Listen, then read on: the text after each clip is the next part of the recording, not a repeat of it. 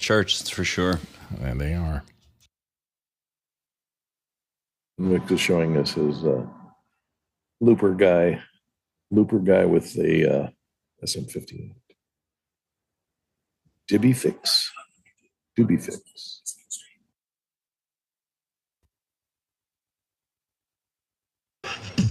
Through the march.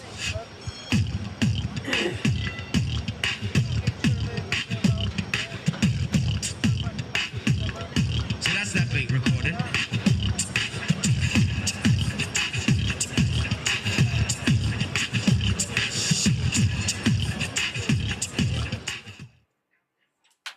Uh-oh. Oh, we'll only get a strike pre-show. With props to Bobby McFerrin, who, at least in terms of pop culture. This guy doesn't have lawyers. This is all original. His original stuff. And he does not have any lawyers.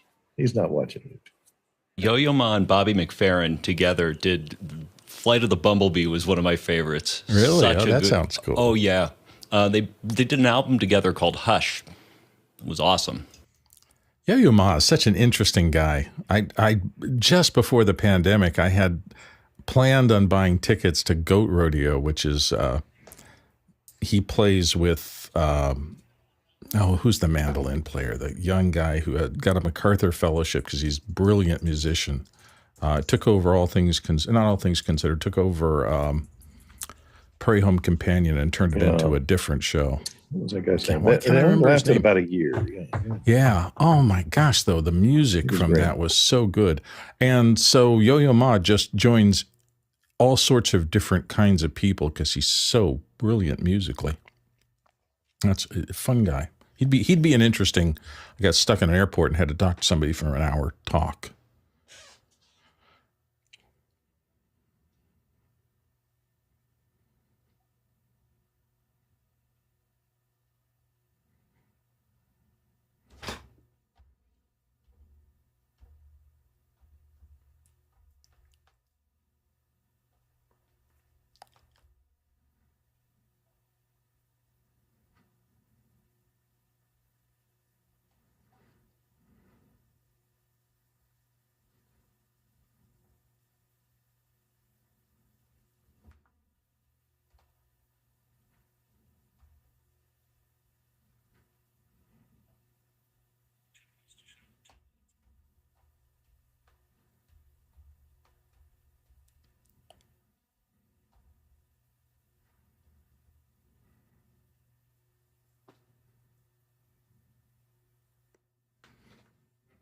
Chris Thiele, that's the guy I was thinking of. Mandolin player, stunning musician.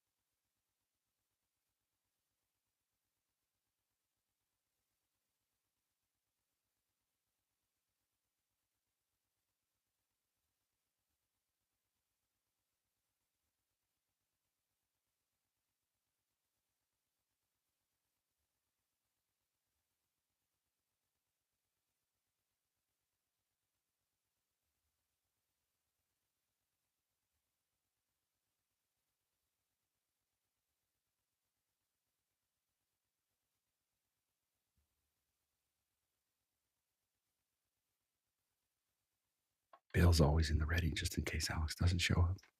I was just pulling it up going, uh-oh. I can see intense face, like I'm ready to go.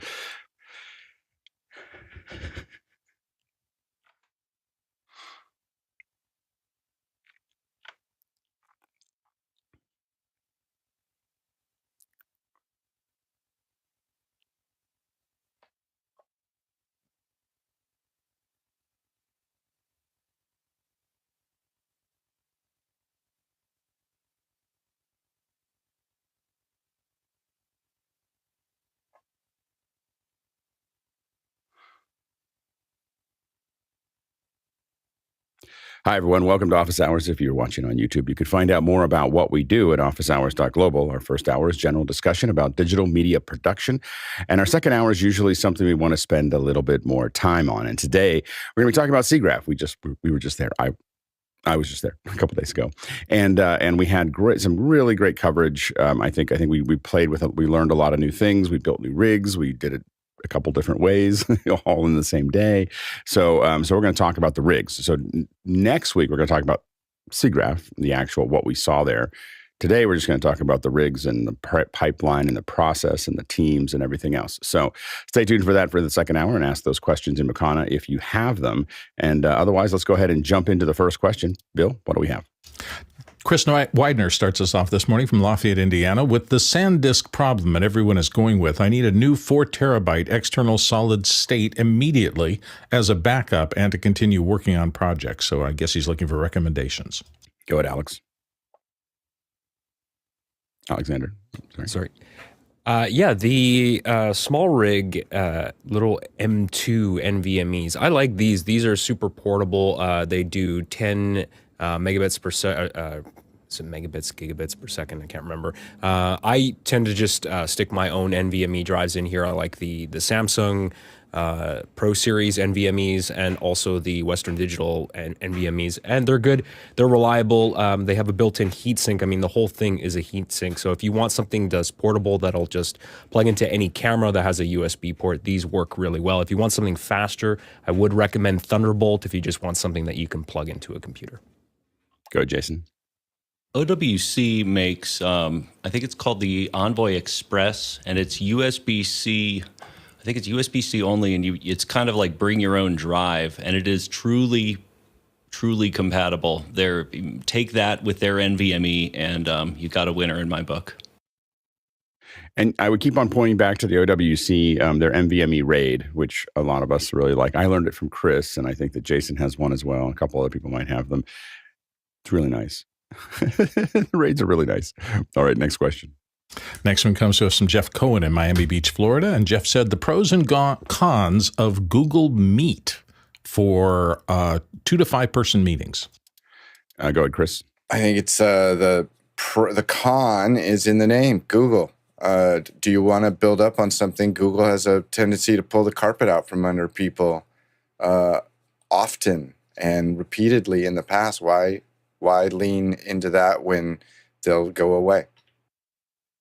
Go ahead, Courtney. The pros would be if all of your friends are on Android and not in the iOS universe, because it comes as stock on all the Android phones, just like FaceTime is stock on the iOS between all the iOS products.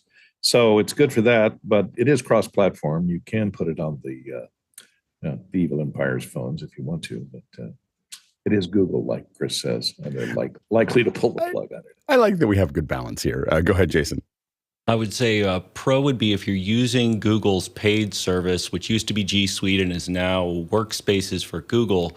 It integrates seamlessly into an office environment. The con is that there is nothing that I can think of that Google Meet today does better than Zoom. Go ahead, Chris.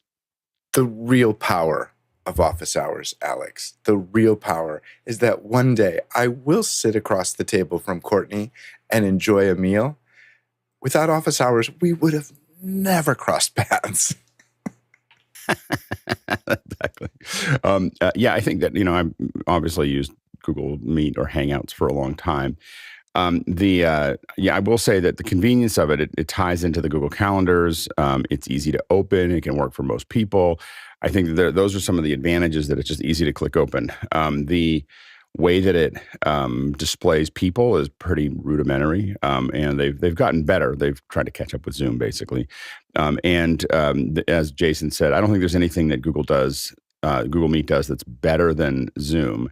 I think other than just the convenience of being tied into the Google ecostructure. I do think that they'll stay around for a while. I mean, this is kind of a core app, but I do think that it's never going to be, like, for instance, not having an app, doing it all in the web browser limits you to what they have in the web browser. And so how your devices and everything else are all set up is all through the browser, which is pretty limited. For a lot of those things, not on the phone, but on the desktop. And I find it to be A little frustrating every time I go into a meet. It took me a while. I only until recently could I get my Mix Pre to show up in Google Meet on the Mac. So that's the kind of thing. And I don't think they don't care about peripherals. They don't care about any of those things. And so I think that the problem is they're really looking at lowest common denominator, people being able to do video chat. And I think that the level of tooling that we have in Zoom is profoundly better than Meet. But if you want to, the only issue you get into is if you build a calendar event and you end up with a Google Meet link and a Zoom link, then there's a lot of confusion. Everyone shows up in different meetings. But I don't think it's better in any way other than if you have a lot of Google users. Next question. Next one comes to us, Mandy Kokendorfer in Viera, Florida. He says, did Fujifilm release a convenient script clerk camera? I've never heard that term before. Go ahead, Courtney. Well, what he means by a script clerk camera is on set. A lot of script supervisors and wardrobe people will use an instant camera like a Polaroid to shoot stills of all the actors and for continuity, to take notes for continuity. Because they can have a little printout that they can put into a little book or put on a lot of, you'll see a lot of wardrobe supervisors with a string of Polaroids all strung together with a picture of each character and what their wardrobe looks like. So that's what I think he's talking about. It's an interesting camera. This is what it looks like. It looks like a conventional 35 millimeter camera, but it's a digital camera that takes this Fuji instant film, and they put a lot of they made the design a throwback with a little film winding thing there and all the little buttons and stuff that you would have a rangefinder type of viewfinder. And then it uses this Instax Fujifilm, which is an instant, I guess, Polaroid technology instant film, only made by Fuji, that has 60 prints in it so that you can take a picture. Oh, it does have a LCD back on it. So that's interesting, but it still has the little film winder. I guess that maybe ejects the film once you've taken your digital picture. So it stores it digitally in the camera as well as giving you a printout that you can hand to somebody, the old school way of emailing. Yeah, go ahead, Robert. Robert. Where I work, we will tape a couple different shows on the same day, and they'll just come into what we still call the tape room, even though it's EVS server. They'll come in and we'll bring up the show and show it them on our screen. So they'll just come into the tape room. Yeah, go Bill. That's the coolest niche product I ever saw, particularly because I'm guessing here the way that he designed it that way. It looked from Courtney's picture that he threw up like there was a big margin at the bottom. And I was thinking, why did they put the picture up at the top and the big margin at the bottom? And then I realized, so you get a hole punch and you punch a hole in that big white margin at the bottom and you put it on a chain around your neck. And then when you pull it up, you can see it right side up. I bet they thought this through for just this job. It just looks like a Polaroid. It's just that they wanted to give you the Polaroid experience. Yeah, that's where the chemicals exist. You see? Yeah, that's it is. It is. But this may use some. I'm curious as to whether it uses. It must not use a photographic process because the image has to go onto a digital sensor rather than onto the film itself, unless there's some kind of prism in there. So I'm wondering if it's just a little digital printer, a little tiny LED printer that prints it as it ejects it. It exposes it. It exposes as a digital image scanner onto the paper. I'm very curious to see what the technology inside is. One of the things I think is interesting is nowhere can I find the resolution of the digital version. It's not in the specs. It's like, yeah, exactly. That's the only thing that scares me is that it's kind of like, and it's 640 by 480 or something like that. It's not. I can't. And this is not the first time they've done this one. This is the new one, but they've had other ones out that have done these kinds of things. There was the Mark II. This is the Mark II. Anybody know what it costs? Because this sounds like $200, really fun. $200. $200? Yeah. $100 for a throwaway. But I kid you not, I cannot find anybody talking about the resolution. It's like they told everyone, don't tell anybody what the resolution is. So anyway, we'll see. I think that it's actually for the kids. It's this idea that you can take pictures and go retro. All your friends are taking pictures with their iPhones, but you have this cool little thing that you can hand them for instant gratification. And I think that that's really, you know, where it comes from. You know, that was part of, there's a retro trend around Polaroids. There's this really high-end Japanese shop that's in Berkeley, and it's right next to the bookstore that I go to. And my daughter and I walk through it. We never buy anything because it's really expensive, but we look at all the cool little pens and paint and the little things that are there. And one of the things they have is all this whole section for Polaroid. You know, it's like this idea that you can go retro. And so I think but the problem with Polaroid is you always go, well, eventually I'm going to want a digital version of that. If it ever comes out as a good photo, this is why I never used Instagram. Until they let you put images into Instagram, I wouldn't use Instagram because it had the camera built in. And I was like, if I shoot anything that I actually am happy with, I'm going to be really bummed that I did it in this app. And so so it kept me out of Instagram for years. You know, it's just that and then they finally let me import it. So then what I do is I take pictures and then I bring it into Instagram. But I was like, there's no way I'm going to take the picture there. So the Polaroid thing is really interesting for instant gratification. We used to use it when I was doing shoots in Africa. You know, it's gotten a lot different now. But back when I was there, when we went into the rural areas, nobody had any cameras. Like no one had a picture of themselves. Like nobody. And so we would I didn't want to take pictures of people for me and then not leave them something for them. And so we used to always take Polaroids with us. And so we would take our pictures and then we'd take Polaroids and give them to everybody. And I came back to the same village like 2 years later, and all these little Polaroids are up on their walls because that was the picture that they had, you know, of the family. And so we used to hand out the one key, by the way, is don't run out of Polaroids. We made sure that you had enough Polaroids for the whole village. But I think that the instant gratification is a really, really interesting thing that it's kind of this whole, anytime things gets really high tech, there's always this reverse that wants to go retro, that wants to go anti that. And I think that's what this camera is built for. Go ahead, Courtney. Yeah, it's kind of also the inkjet printer type of business model because the print film costs $37.88 per package of 60 prints. But the neat thing is you can go back and you can do multiple prints. So you can call up a picture, since it's digital, that you shot earlier and print another copy of it, even after the person you took the picture of is long gone. So that's kind of handy too. Next question. David Brady in New York City is up for us next. And David says, looking to add a DVD player to our AV stack at the Sunday place, but when I connect direct to any input on the ATEM Extreme, it flickers and then blanks. Any idea why and how I might look at solving that? Go ahead, Chris. Can you guys hear me? Or was just I can hear you just fine. Yeah. Maybe I can go if Chris is not hearing us right now. I think what you need to do, David, is find the ghost of Jack Valenti and slap him around a little bit for forcing the manufacturers to adopt HDCP, which is high definition content protection, which exists on all high resolution DVD players. And the ATEM is not HDCP compliant. So what's happening is as soon as it finishes the EDID handshake, it goes, hey, you could record stuff. I'm turning off because you're going to try and pirate me. And so that's what's going on there. So you need to find you a little splitter that can strip off HDCP before you go into your ATEM. Yeah, there's the big thing is the SDI doesn't carry HDCP. So if you get a less expensive HDMI to SDI, Chinese AView makes them. They have a bug. We'll call it a bug that they will handshake the HDMI, but they will not pass it through. So they handshake the HDMI inside the box. They pass it out as SDI, and if you have another one that goes SDI to HDMI, what comes out the other end has no HDCP.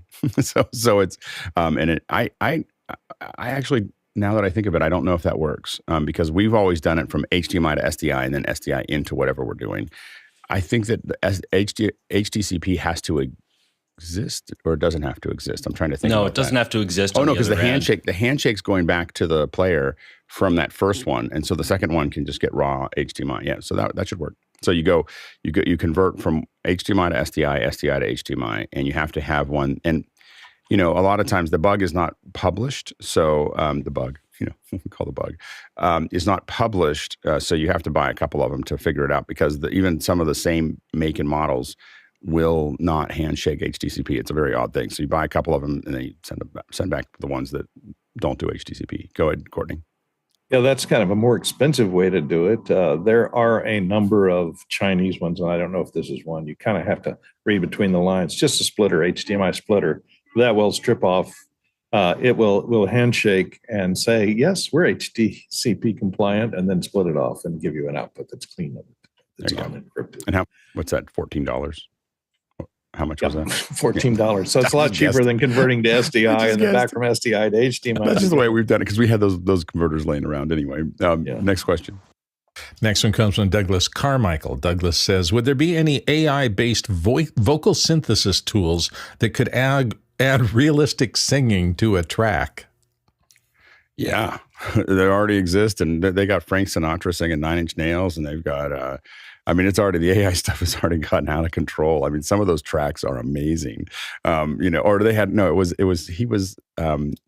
Frank Sinatra singing something that was just like outrageous, and YouTube is full of AI covers of, Johnny Cash singing the Barbie song. That's the latest one. To Folsom Prison Blues background. It's really good. The problem really is that people keep on thinking that AI is somehow, you can't copyright that and everything else. The problem is that it just provides random enjoyment. And the issue is that takes up time from all the other things people could watch. I think that the proliferation of AI is going to mean that there's just lots of disposable content that we're kind of just like, oh, that was really funny, and then we move on to the next thing. And so I think that it's going to get harder and harder to be heard. There's a lot of noise, but it's very funny noise. I mean, I definitely, I think TikTok gives you a little bit of that as well. Is that it's low effort, and when I say low effort, I was watching TikTok last night, and I was like, wow, that was a lot of work. Like some of these videos that they're doing on TikTok, I looked at I thought, I used to produce stuff for Musical.ly and some for TikTok for other clients, and so I know what it takes to do some of those. And some of them I looked at, I was like, that took like 3 days to do that 60 seconds. Like that was not. I mean, I get that they did it with their phone, but I was like, that was no minor build, for them to do that. So it is. I mean, there is a lot of effort hidden in some of these things. Go ahead, Bill. It's really fun up until somebody does Taylor Swift doing selected readings from Mein Kampf or something. It's going to mess a lot of stuff up, but that's just where we are. We're going to have to learn to deal with it. They'll take it down. Next question. Alan Jones in Vicenza, Italy, says F1 TV, Formula One TV, got aggressive and started blocking anyone using a VPN, regardless of location, legal or not.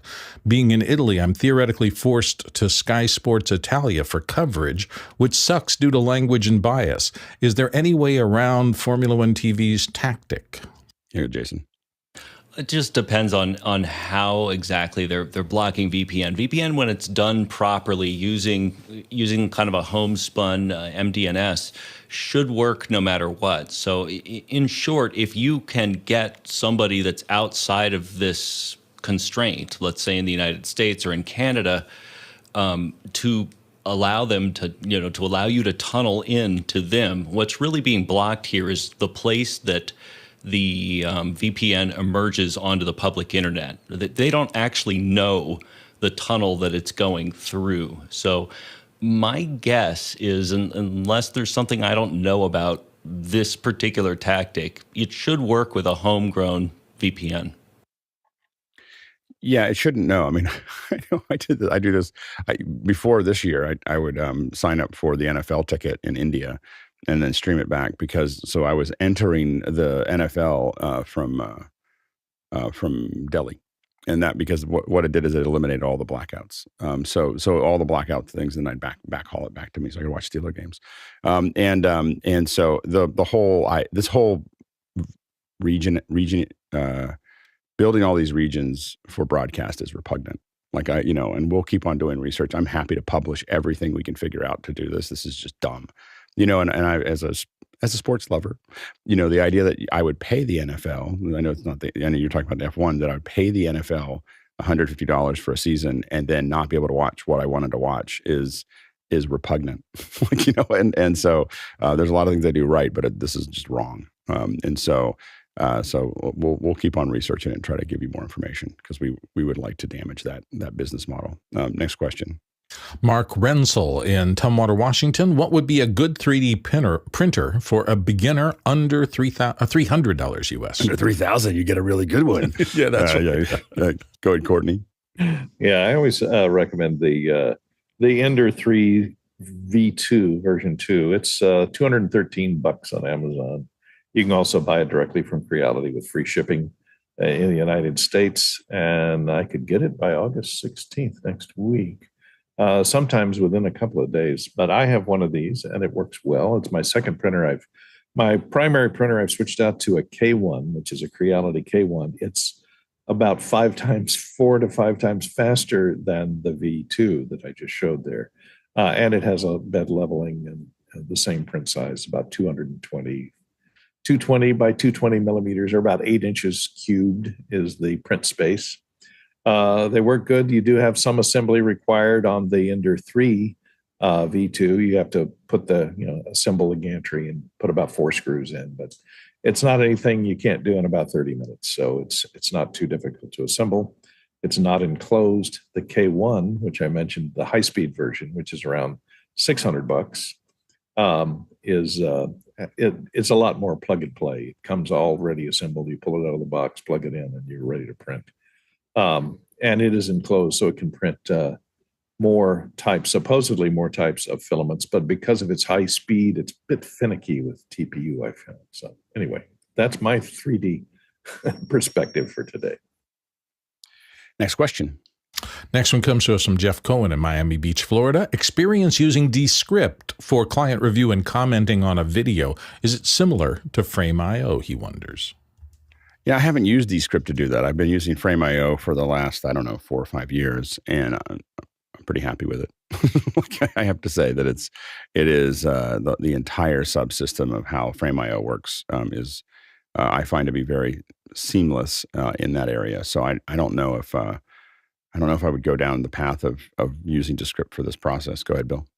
Well, it was really interesting. They came on the show and everybody got really excited about them, and it looked like they had a great process at work, but I haven't heard of anybody actually having adopted and use it. Now, maybe just most of the people I talk to don't do a lot of this kind of work, but I was surprised that the interest and the fall off. We're playing with it. I mean, we're playing with it for some of the stuff we're doing. I think that the problem is that we keep on just running up. We probably need to have them come on for another hour. I mean, I think that the product is really interesting.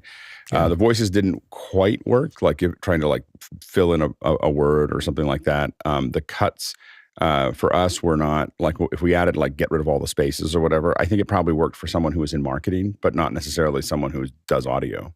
So I think that was the little problem there.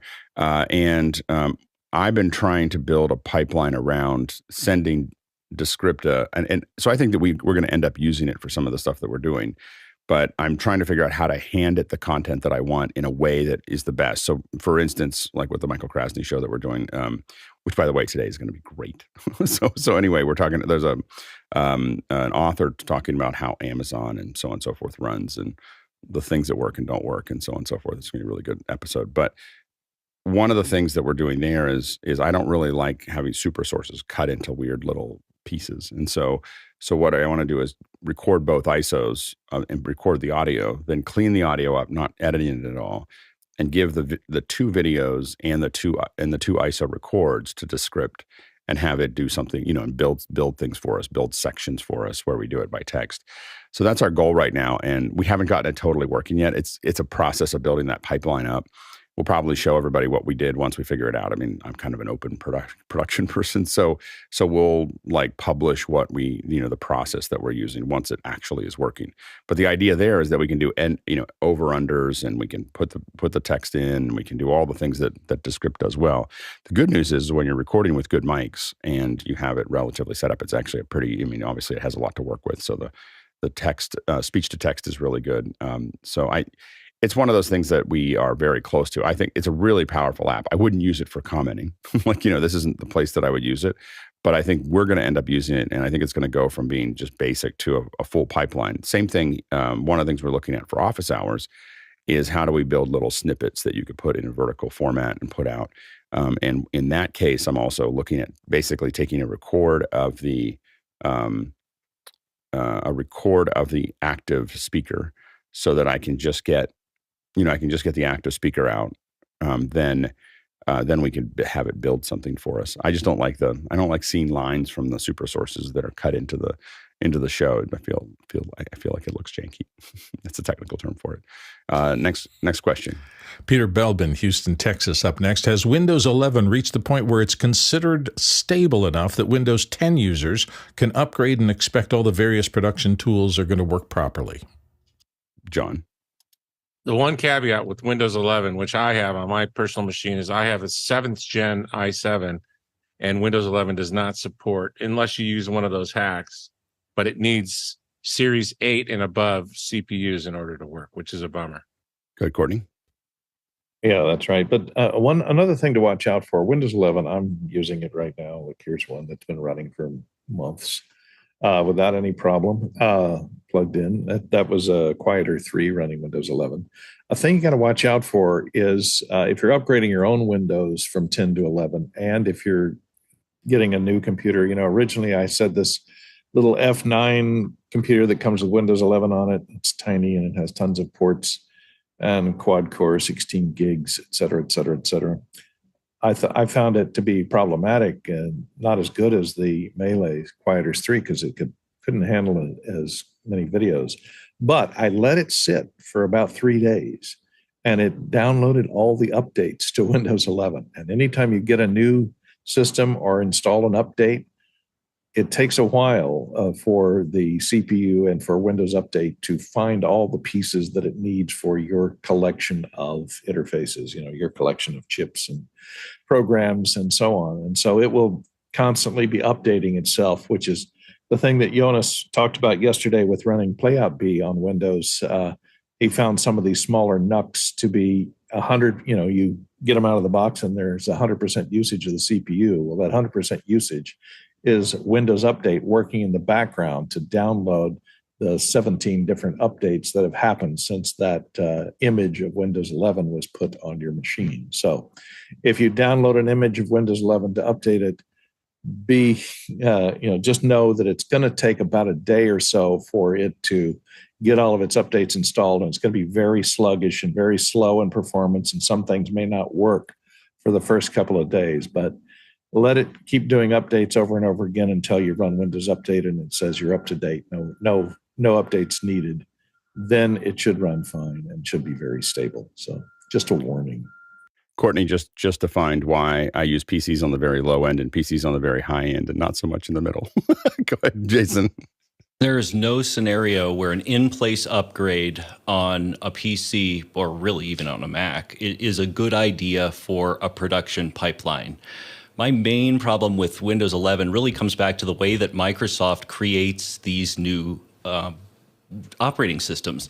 They do it from the veneer out instead of from the core stuff, to the most superficial stuff. And what John's talking about is TPM 2.0, Trusted Platform Module, again, in theory, has a lot of really great ideas. And then, as usual, Microsoft does this wonderful little thing where they immediately then contradict themselves, and you can look up very quickly how to just do one quick reg edit and, oh yeah, Trusted Platform Module, no, you can turn that off if you know how to type reg edit. Next question. Next question comes from Paul Wallace in Austin, Texas. Robert Green, can you tell us about your journey in the industry? Robert? Well, hi. Yes, that's me. We started out as an intern. So I was in college taking communication courses and some vocational courses for television production, and worked at a local TV station well known here in Los Angeles, ripping scripts as an intern, just doing any old oddball things. And during my downtime, I asked lots of questions and hung out with the chief editor. And eventually he shoved me in a room with a stack of tapes and a script back in the 90s, and, working on a convergence editing system, and put packages together and practiced and learned on my own for a little bit. And then he evaluated me and kind of guided me a bit. And then eventually one of our editors had an emergency and they called me in, and all of a sudden I'm editing the 10 o'clock news. And then from there I became a freelance videotape editor. Down the line, I did videotape editing at a few different places, and eventually got pulled into another room they called the Clown Car, which was an online editing room that they turned into a live control room for quick sports updates. And they threw me in as a tape operator. And then that's how I got into the tape op job. And eventually that led into doing EVS, which I do today, which is the well-known sports slow-mo playback system that everyone uses in major sports. And I do it for a TV studio now and do playback and records and editing with this really neat system. That's awesome. It's good. It's good for people to know your background there, so they know you're still a little new to our panel. So now you know that when you see Robert here, there's a deep well of knowledge in that broadcast area. So definitely feel free to ask those questions. Next question. Ronnie Hofsoy in Tromsø, Norway is up next. DJI Transmission has launched with O3, including triple band seamless frequency hopping, promising 20,000 feet or a 6-kilometer range, and including return audio, metadata, and timecode. It's got a multi-channel receiver to match multiple transmitters. It's got HDMI and SDI. Sounds pretty awesome. Discuss. Go, Jason. Looks pretty cool. It's was announced about 48 hours ago, so I don't think anyone has any hands-on experience for this one. Yeah, and it looks like about $2,500 or $2,700 or something like that. So it's a really competitive price. Go ahead, Courtney. Yeah, I think that price is for a transmitter and receiver. Previously, they had a transmitter only for about $1,100 that you could get that worked with their built-in monitor that had a receiver built into it for handheld reception, primarily for drone work. But now they have standalone receivers that have SDI out on them, which is cool because you can plug them into any monitor. I have seen a couple of YouTube demos from the early adopters that were out there testing it in Europe somewhere.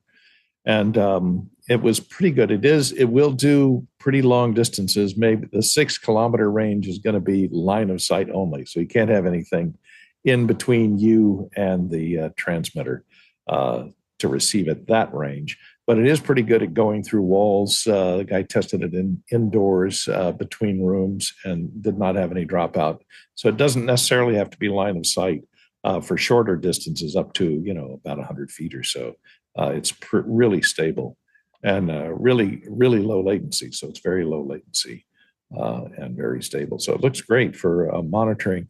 It's going to compete with Hollyland and the other high-end transmitters from Teradek.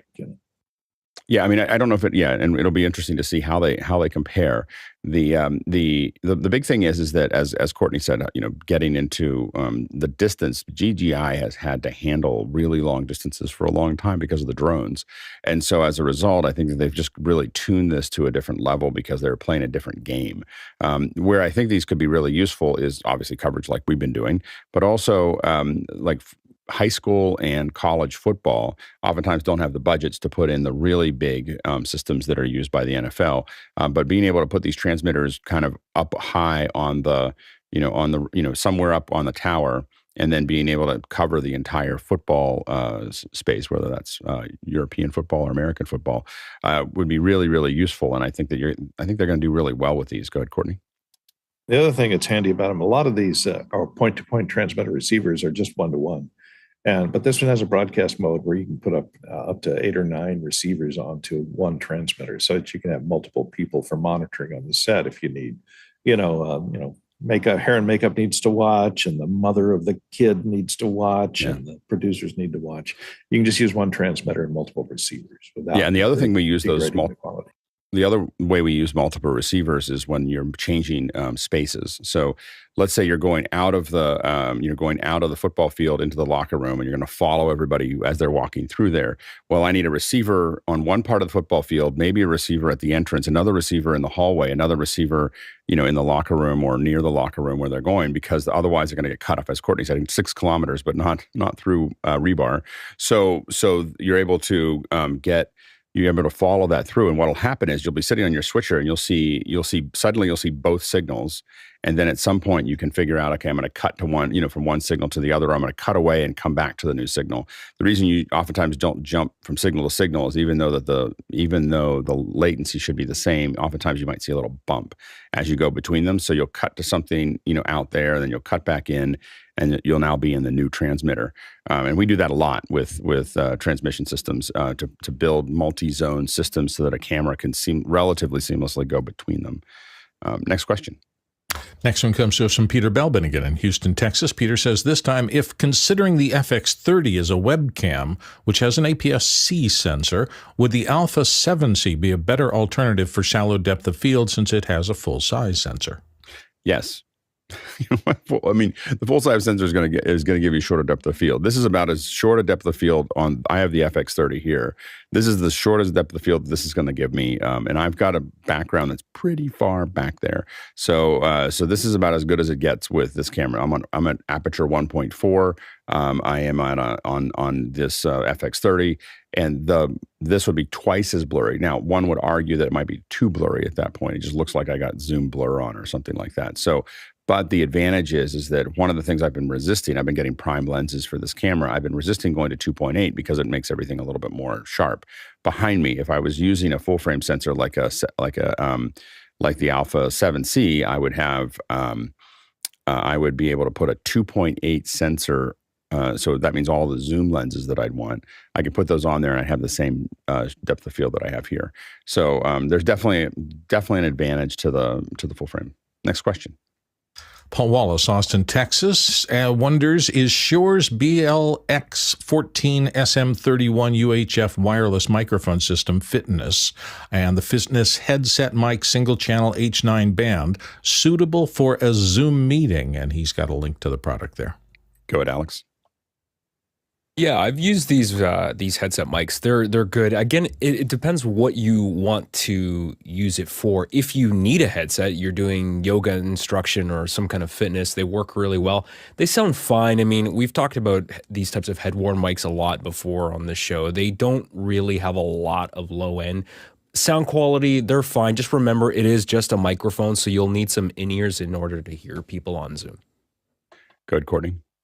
Yeah, I was going to say, you mentioned part of that. If you're just doing a Zoom meeting and you're not doing a fitness show or something where the talent has to be moving around with the microphone, don't use a wireless mic at all. Just use a wired mic because it's more stable. You don't have to worry about the batteries running out. You don't have to worry about transmission issues or any of the multiple other problems you're going to run into with a wireless mic system.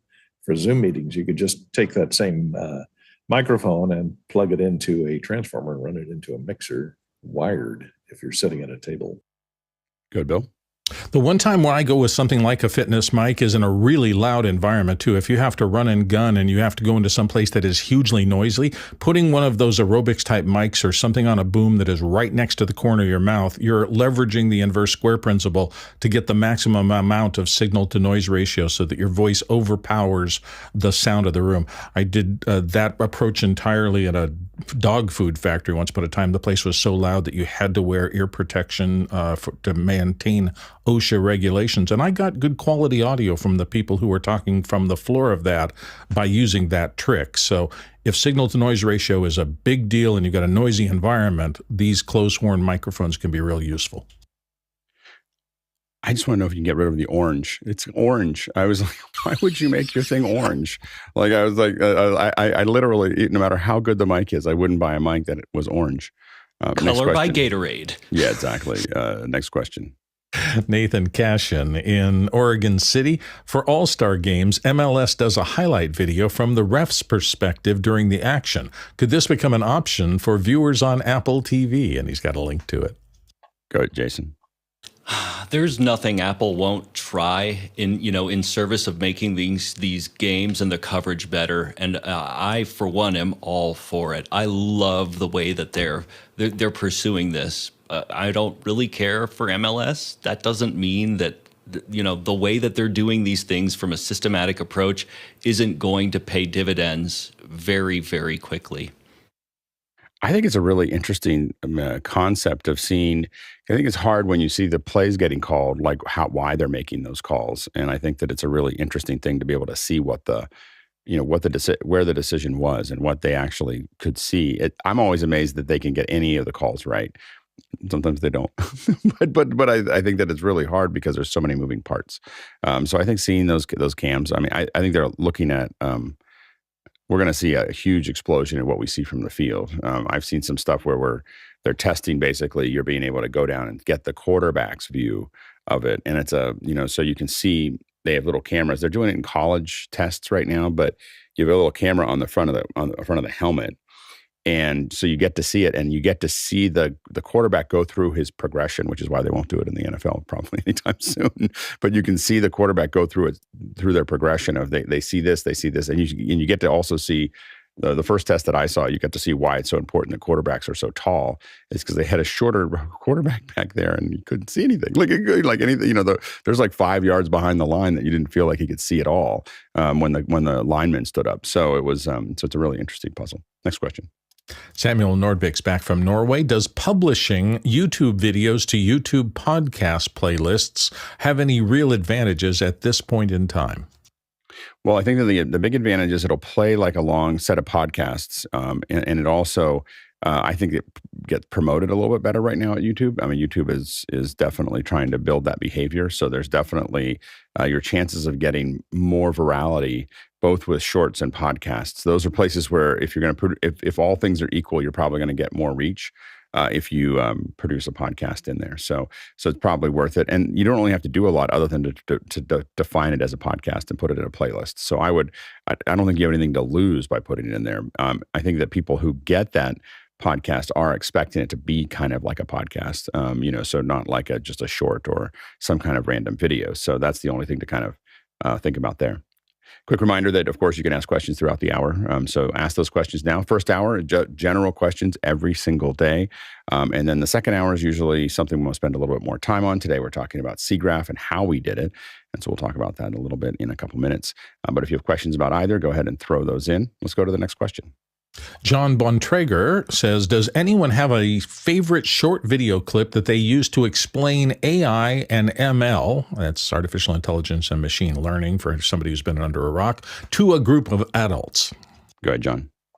So this is a tough one because that's a lot of information in a short video, especially for adults. YouTube has a channel called Simply Learn, one word with an I instead of a Y, simply. Or I can send you my last presentation, which is about 40 minutes. You can watch it on 2X and get it down to 20 minutes. So hit me up in Discord. I'll send you a link. Good. That's good. We got to publish that somewhere, John, so we can see it. Why don't it's up on YouTube. I'm doing another presentation for the Las Vegas Rotary on the 31st, and that one's streamed. Well, what we should do though is we should get the video. We should have you on for a second hour just to do Q&A, but publish the video beforehand. That's the model that I'm trying to get to with the second hours eventually, is that here's a bunch of videos to watch, or here's a video to watch, and then we're going to do a Q&A so that people can watch the video first. That way, your presentation will be very minimal during the hour based on stuff we've already talked about, so that it's really a conversation. So I'll send it to you. Okay, sounds good. Courtney? There's a guy named, I think, Matt Wolf, I think is his name, and he has a website called futuretools.ai. Is that it? IO.io. Thank you. And it has a collection of all the latest AI news and articles, and you'll find some good explainers on here. Be careful because you go on YouTube, there's a ton of these guys that do these explainer videos that are just, they have a subscription to the Pond or some type of stock video supplier, and they will cut together a chat GPT explanation of AI and cut together some semi-relevant images, but mostly not relevant images together to when they're doing the explanation, which usually is more distracting than informative. So be careful about those. If you're seeing if they're explaining something and they're showing you pictures of, people working at cash registers from the 70s, then okay, this is a guy that just has a subscription to the Pond and has assembled a bunch of stock footage here to try and explain what they're talking about, but it's not necessarily related to the explanation that ChatGPT came up with. Watch John's explanation. It's probably a lot better. Go ahead, Bill. Absolutely going to support that. You know, people know that I've been doing some work in the audiobook space, and I can't tell you the number of audiobooks that have come through in the last 6 months trying to leverage this. And as I look at the auditions and things like that, in about 2 paragraphs, I go, this person has no clue what they're talking about. They're just trying to capitalize on the fact that this is the latest buzzword. So find trusted sources to get your information about the stuff like John. When we make fun of the answers from ChatGPT, just remember what we just talked about. All the people making videos on giving us listicles on Twitter or X or whatever and posting stuff on YouTube are not that much more accurate than ChatGPT. Next question. Next one's from Alexander Knight here on the panel from Vancouver, British Columbia. Alex, did you tweak your color profile on your Sony FX30? Your skin tone looks a bit warmer. Looks nice. Thanks. So yesterday what happened is that we were trying to figure, so when I go on the road, the problem is I'm using this as a production camera and I'm constantly changing everything. And then my hotel room was a nightmare as far as I just tweaked all the colors and everything else to get it so that it looked normal.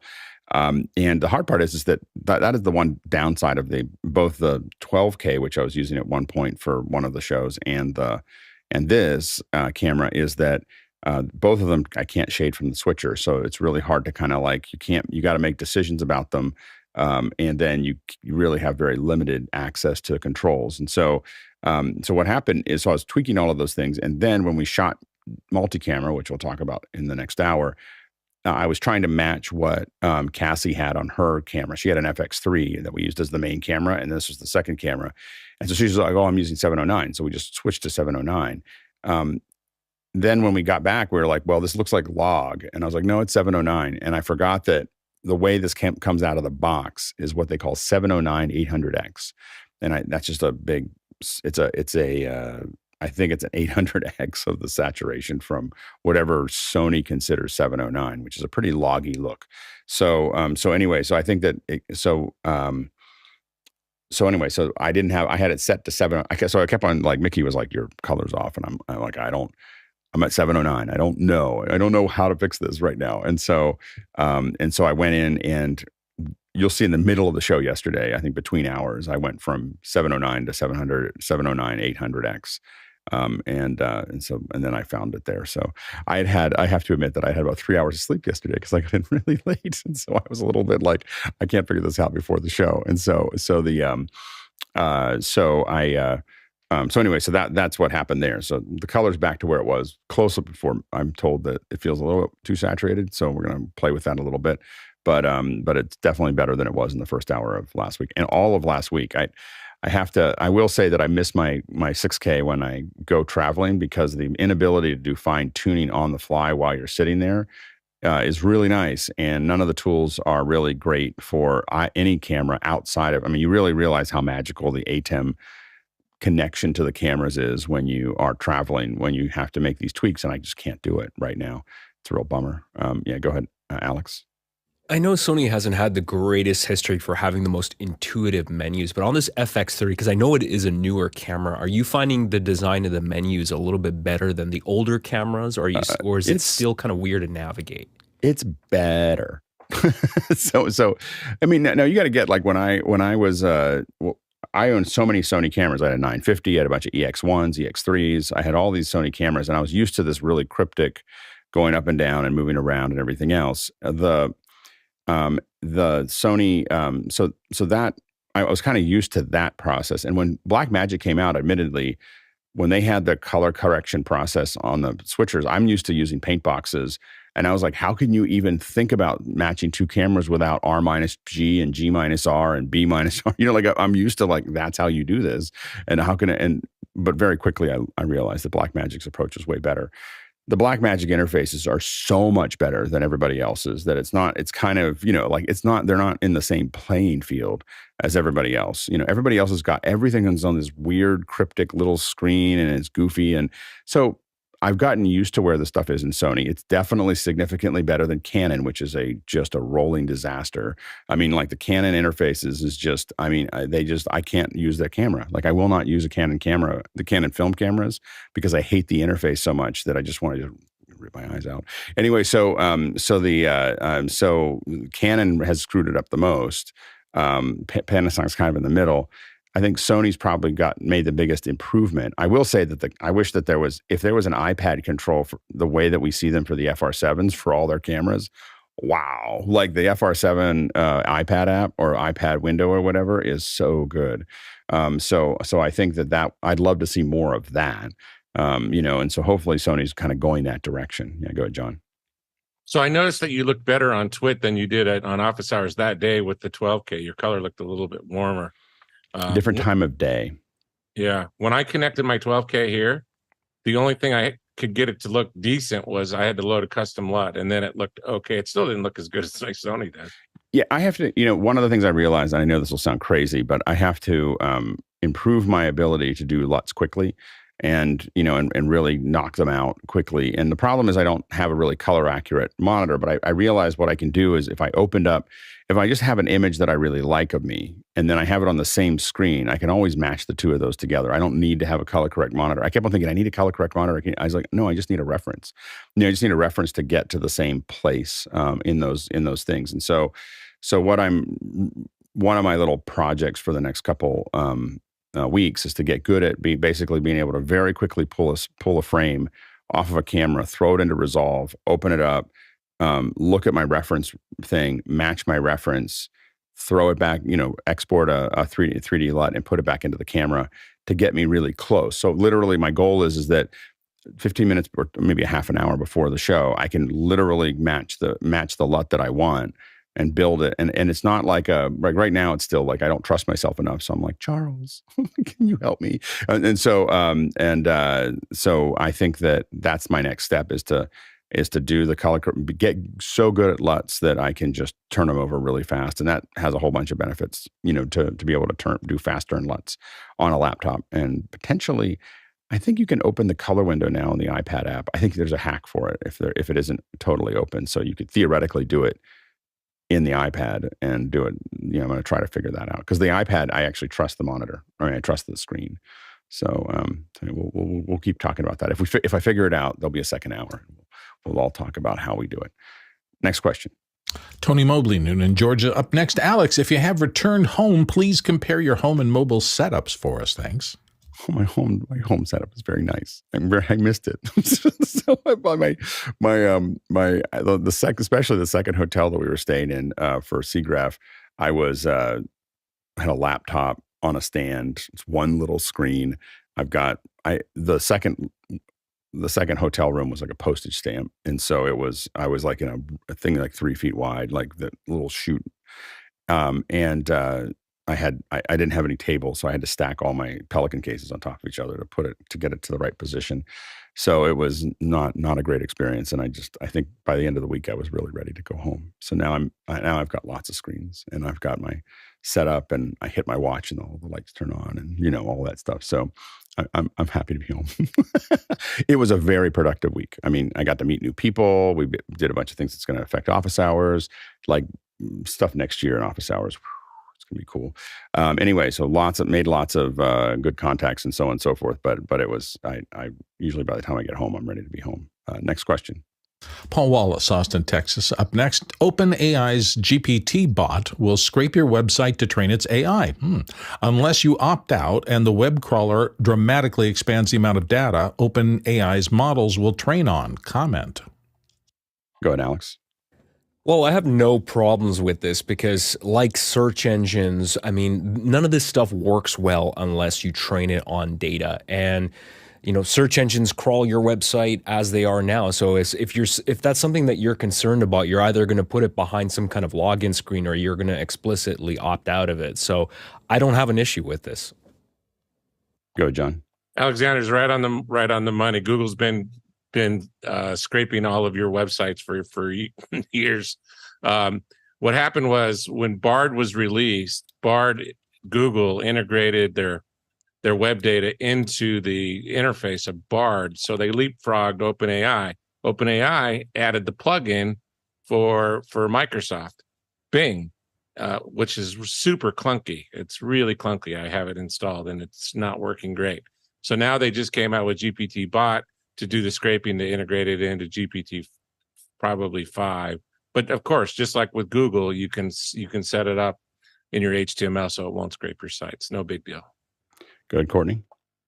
And if you're hoping to correct some wrong information that ChatGPT has, because you're the only one that has the right information, this may not work for you because it's still statistically operated, the large language model. So unless the stuff that's on your website that you agree to let them scrape is duplicated elsewhere, many places, it's not going to statistically show up. So it may not show up unless it hallucinates sometimes. Go, Jason. This is overblown. I mean, my first thought is, so what? Like, so what? It's more like, you're not special. You're not important. Your website and its perfect little copy is like not under threat of anything whatsoever. In this case, it has an equal chance of understanding how to correctly use an Oxford comma. It doesn't really care what you have to say. That's kind of missing the point. Yeah, I think that part of it is that it allows ChatGPT to become current. So now it can be looking at everything currently and bring you up to date. So it's no longer like this is only until this time. So it's allowing to have current events. It is also basically by letting you turn it off. They're like, hey, you could always turn it off, but it's an opt out, not an opt in. So what that means is that if you're not paying attention, it's just going to start grabbing everything. So anybody who's not paying attention to the data is going to deliver. But that's why they set it up as that way. Is that they're telling people, hey, we let you. We're not forcing you to do anything. You can always turn it off from your website. You can always, but you have to be savvy to do that. Otherwise it's going to keep grabbing all that data. And I think that's fine. Next question. Tony Mobley, Newland, Georgia, back again. I have two M1 Mac Minis and M1 MacBook Pro. Should they share an external hard drive, or does the machine need a separate drive? I have 2 terabyte Samsung T7 drives. Go ahead, Jason. Well, Tony, it really just depends on what you're trying to do. You certainly could share them, for example, for a time machine backup. Just be sure to eject the drive, assuming it has enough space for all three machines. If you're looking to share files, there are definitely better ways to do it, but there are almost no cheaper ways to do it. So it's really just a matter of what you're after. Go ahead, Courtney. And if they're all sitting on the same local area network, you could get a network attached storage and put a couple of NVMe drives in a network NAS, a network attached storage, so that all of your computers could then access the data and store data on the network address storage. But bear in mind, it's going to be a lot slower than directly connecting those drives to your USB-C port, which will be much faster if they're NVMe drives for those, especially those 2 terabyte Samsungs. Next question. Next one comes from Michael Smith in Silverado, California. Warning on the SanDisk Extreme portable SSD. Apparently, files suddenly disappear. Yeah, go, Jason. Never buy the cheapest version of anything, especially if it's your data, the most precious thing that you have. That's all I have to say. We've had trouble with these, so I'm saying like I bought a bunch of them, and we definitely have had some. The one that is more problematic is that with the SanDisks that I have, if you start a Mac with one of these SanDisks plugged into it, the Mac will never. It took me a long time to figure out why my Mac was never getting to the desktop, and as soon as I unplugged the disk, it went right to it. So it's doing something. There's something that SanDisk is doing that's all bad. So I do not buy these SanDisks. Go ahead, Courtney. Now you tell me. Yesterday at Costco, I bought a SanDisk Extreme 1 terabyte NVMe SSD. I don't know if it's the same one because I haven't looked. We didn't know until recently. I mean, it's pretty new data. Like I was like, because it just happened like a week or two ago where I was like locking up my, and no one asked the question before. But just a couple weeks ago, it happened where it locked up my system. I haven't used it yet, and I haven't used it on a Mac. So I plugged it into the PC just to test the transfer speeds. It's very fast over USB-C. It's the one that looks like it has a little carabiner on the end of it. I don't know if that's the same. That's the one I'm talking about. Yeah, that's the evil one. Darn! I've already thrown away the packaging. I can't take it back to Costco. I just bought it yesterday. Just unwrapped it last night. This is why you buy things from Amazon, because they tell you that not only do they not require the packaging, they tell you not to put it back in the packaging. Go ahead, John. This is a new feature designed for politicians. I saved it on purpose. Go ahead, Bill. This has been rattling through the news groups the last 48 hours, and I guess a lot of people are having problems, and the biggest part of the problem is that it's catastrophic. When this circumstance hits you, your data just is gone, and nobody's found a way that I've read on any of those discussion groups to recover it. So it's pretty nasty. I'd avoid these for a while if you can. Yeah, go ahead, Courtney. Yeah, and I wonder if they're using that encryption program that comes on it. It comes with their SanDisk encrypt, which I never use, which is their BitLocker, basically data encryption tool. And I wonder if people are using that, and I wonder if the bug's in the data encryptor or if it's just storing stuff directly to the hard drive without using their data encryption. I'll have to read up on this and see. But now it's going on the shelf. Go ahead, Jason. Yeah, along those lines, I think if you have a defect, by the way, SAMs will take, in my experience, just about anything back. It's not them. It is taking it back to Costco is the problem. It's not SanDisk. It's like dealing with the return. No, I said Sam's, like Sam's Club. I thought that's where you bought it. Did you get it at Sam's Club or Costco? Oh, Costco. Yeah. And you got to stand in line for half an hour. My time's worth more than the $49 or $39, whatever it costs. Yeah. The problem really is with that. I have to admit that I thought that Amazon was crazy when I was like, when you make it so easy for people to take stuff back, they're going to take stuff back all the time. But what it did is it means that I am extremely resistant to buying something outside of Amazon because I can take anything back to Whole Foods. I don't know, all I got to do is I'm going to go get some lettuce and I'm going to drop off my return. And it made me very, very if anything's on Amazon, I just buy it on Amazon because I don't want to deal anything more than I'm going to fill this thing out and I'm going to drop it off at a store that I already go to. It is a devastating business model, I have to say. At first, I thought it was the dumbest thing I'd ever seen because now I take things back a lot more than I used to because it used to be like, I got to find a box and I got to do a thing. Now I just drop it off. It's a completely different setup. Go ahead, Chris. Is this the one? Yeah, that's the one. I don't know. There might be a lot of different versions, but that's the one that we're trying to not use anymore. Is there a specific size to be afraid of?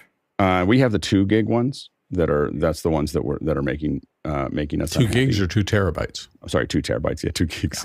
Yeah, we got the 2 gig ones. Maybe you should have bought a bigger one, Alex. I'm just guessing. Yeah, we bought one a couple of weeks ago. We had a crew down somewhere, and they brought me the data back, and I got the data off it, and then I just stuck it in the drawer where editor drives go to die.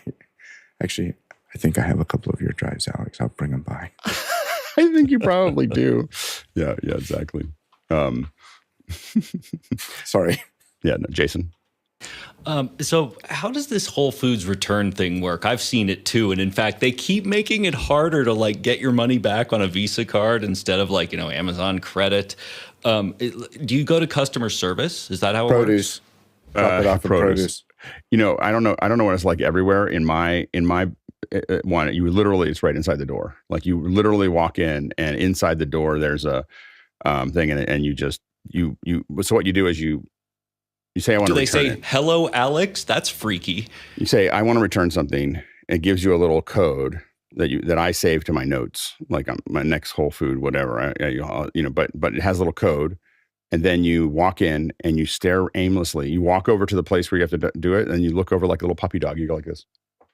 I'm here. And someone looks over at you very quickly and walks over and scans your little thing and you hand it to them and they throw it in a box.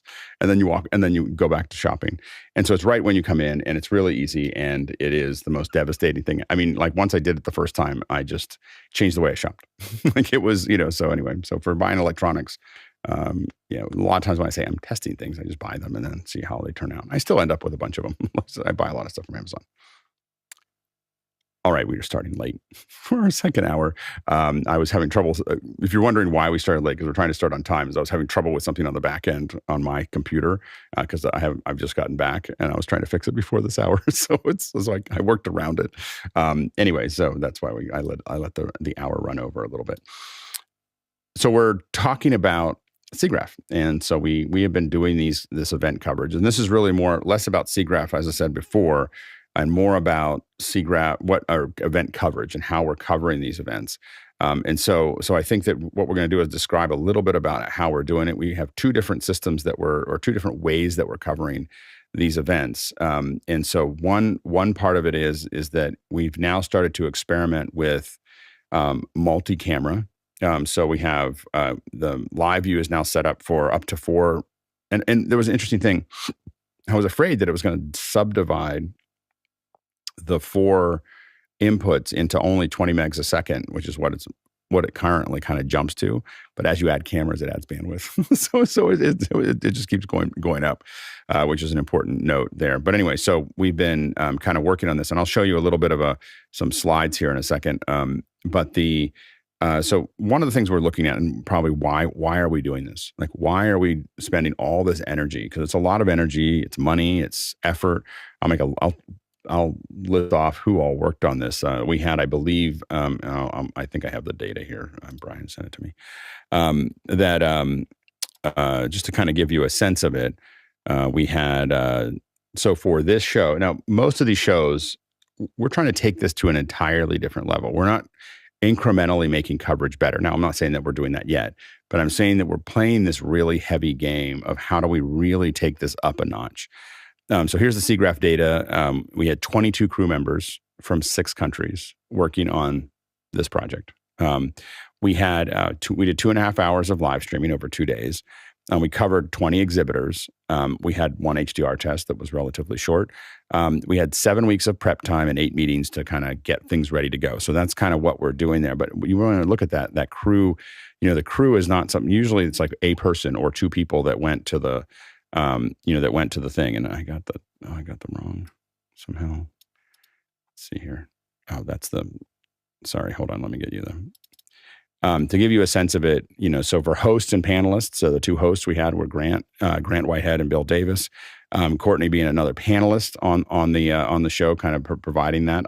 It's funny for me, I didn't know how many people were on the panel, but of course we were moving that time around, and it's in the middle of the day, so it was hard, and that's totally fine. The field team was myself and Nick Justishin, we were doing talent, which I think made a huge difference. And by the way, not only can you ask questions here, but give us your comments. Let us know what you think. Same thing with right after I finish this, for the panelists to tell us what they think, but definitely throw in what did you think? What did you like? What are your questions? Go ahead and throw those in. Rajan Shandil and Cassie Ellis Rashawn was our field producer, and he, of course, did an amazing job. He always does.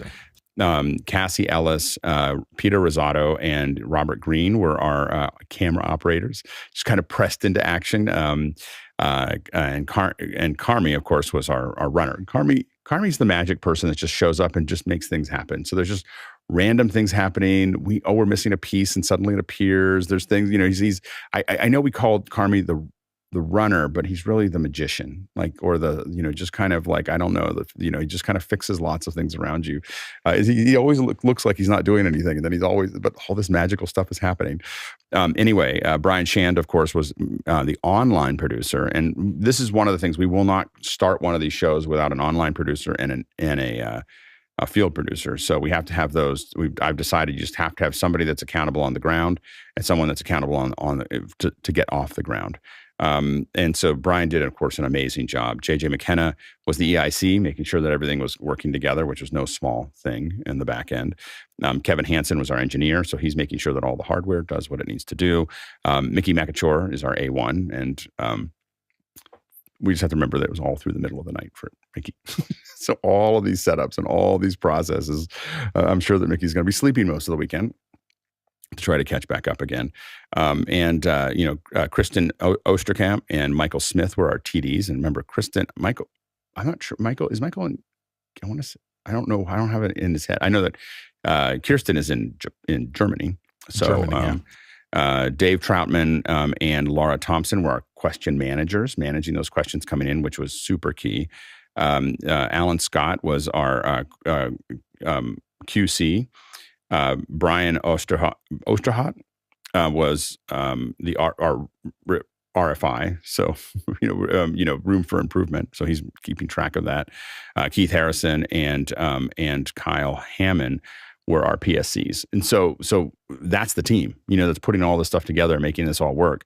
And it is, it really takes that to do that. And I think that, and we're getting better at it. We're still, work in progress. Now, the reason that we're doing all of this, of course, is so that, there's a lot of people around the world. These are great little events, and they show all the new features and they show all the new things that are coming out. But 99.99999% of the world doesn't get to see that. They can't get the visas, they can't get the money, they can't get the time, they can't get all these other things. And so they're all excluded from that. And our goal is to find a way to provide more and more coverage. Right now, it's a little bit of coverage. It's 2.5 hours. In the beginning, it was 1 hour or 2 hours. And then we've tried 4 hours. That's brutal. So we're experimenting with these different formats. And so sometimes it's highly organized. Sometimes, people can tell us what they think of that. But it's highly organized. This is a little bit more of a free-flowing thing. And what we really experimented here was 2 experts that really knew what most of the booths do, just walking around and talking, and sometimes grabbing someone from the booth unexpectedly and talking to them about it. So it was a much more free-flowing way that we kind of approached it there. I'll show you a little of the and to give you kind of a sense of what we were doing there. Let's see if I can do this here. So if you think about, that didn't work, did it? Well, sorry, this is, I'm trying something new and it didn't work. There we go. So what you have is you have the live view here, and then you have, your 2 cameras. And then in some cases we embedded onto the cameras. And in some cases we had a Scorpio that we had the electrosonic mics to. And I'll show you pictures of this in a second. So what we did was the cameras in the first path went into the live view, and then we didn't use the Scorpio. But when we used the Scorpio, we were sending the cameras to transmitters that were going into the Scorpio and then being embedded into a SDI signal, which then went into the live view to make that work for one of the cameras, and the other camera still went straight into the live view. That has to go to that live view, sends it to San Rafael to our master control. That gets fed into Zoom. And it's also available. We can also make it available to YouTube. And for the HDR stream, we made it available. We went straight to YouTube. We didn't go through Zoom at all. So, and then we have to also figure out one of the other challenges is we have to figure out how we have to build a 2-way connection between Zoom and, 2-way connection between Zoom and here. So we were basically doing it 2 different ways. One is using Unity. So we just had Unity in our ear. And the other was to use the backhaul to live view. So this is an interesting little puzzle. It took us a little while to figure it out. The live view has 2 1/8-inch jacks on the side of it, and what you can do is those 1/8-inch jacks we converted to XLR, put it into an IFB transmitter, and I'll show you the receivers that we had. So we're actually able to get up to 3. We just have, because we have 3 receivers, but on the same frequency we have an IFB that everyone can just put in their ears and hear the panelists, which we didn't quite have set up before. The big advantage of that, we didn't use it on this one, but we've been having that whole, how do we have people at the booth talk to people in the panel? Now we have just a little box that we can pop on, and we can just hand them the box and have them put an earpiece in. And by the way, Tlaloc, if you're watching, we do have the earpieces that you sent from the last show that showed up too late. We have those now. So we can let them pop that into their ear. So it makes it a much simpler process there. So, so let me cut back to, let's see here. So I'll show you a little bit of this, and then we're going to go to the panel, and then we'll go to your questions. So here's kind of the setup here. You can see now, Peter, came in, and he was the trooper because we made him we had him carry everything. So the last time we had everything on a cart, but getting through a denser area and so on and so forth was a little bit challenging. And we really wanted to have something that was a little bit more mobile. And Robert, if anytime you want to jump in, or if you want to raise your hand into that panel discussion, let me know. So here you can see the Scorpio here. One of the Scorpio bag anyway. This is a K-Tech bag for the Scorpio. One of the things that we added to it is we're not using the standard. I don't think I have a good picture of it, but we're not using the standard, just like pouch holder. I got it's a back brace that basically it's a harness that pulls into that bag, and it greatly distributes that weight to the rest of the back rather than just sitting on the shoulders. As soon as I picked it up at Cinegear, I was like, I can't use this. Like, I can't. That's why we went to the cart. I thought, I don't know if I need that shoulder rig. I did. So anyway, so that goes across the front. The live view is on the back. You'll see it on his backpack here in a second. So then we have just a mobile person able to walk around and manage that wireless there. Let's see, make sure I'm on the right app here. So here is us testing it. This is Raj and Cassie. Cassie was an incredible addition to the team, by the way. She works in reality TV, and we're gonna be working with Cassie a lot more. so she was really amazing. I have Cassie and Raj right here. And yeah. We were setting up at the hotel while Alex was on Mac Break Weekly, so they were setting up a camera there. Yeah, and they've been working together for a long time, so it made it really, really good. So Cassie brought an FX30, so that we ended up making that the main camera. So you have there's a couple things here. Of course, you have the teradeck transmitter up here, and then we have these are our electrosonic transmitters. So on the first day, we decided, let's put the receivers. These are the receivers. So here's our transmitter here at the end of the mic. So these are the mic plugs, and this is the LM system that was talked about on Wednesday with Electrosonic when they were here. So we decided, let's take these electrosonics and actually just plug them straight into the camera, embed them in the camera, and have it go out as an embed. The challenge really that we decided, and by the second day we didn't do that, is that it adds a lot of weight to the camera, and it made it impossible for Cassie to pick it up. So she couldn't really carry it.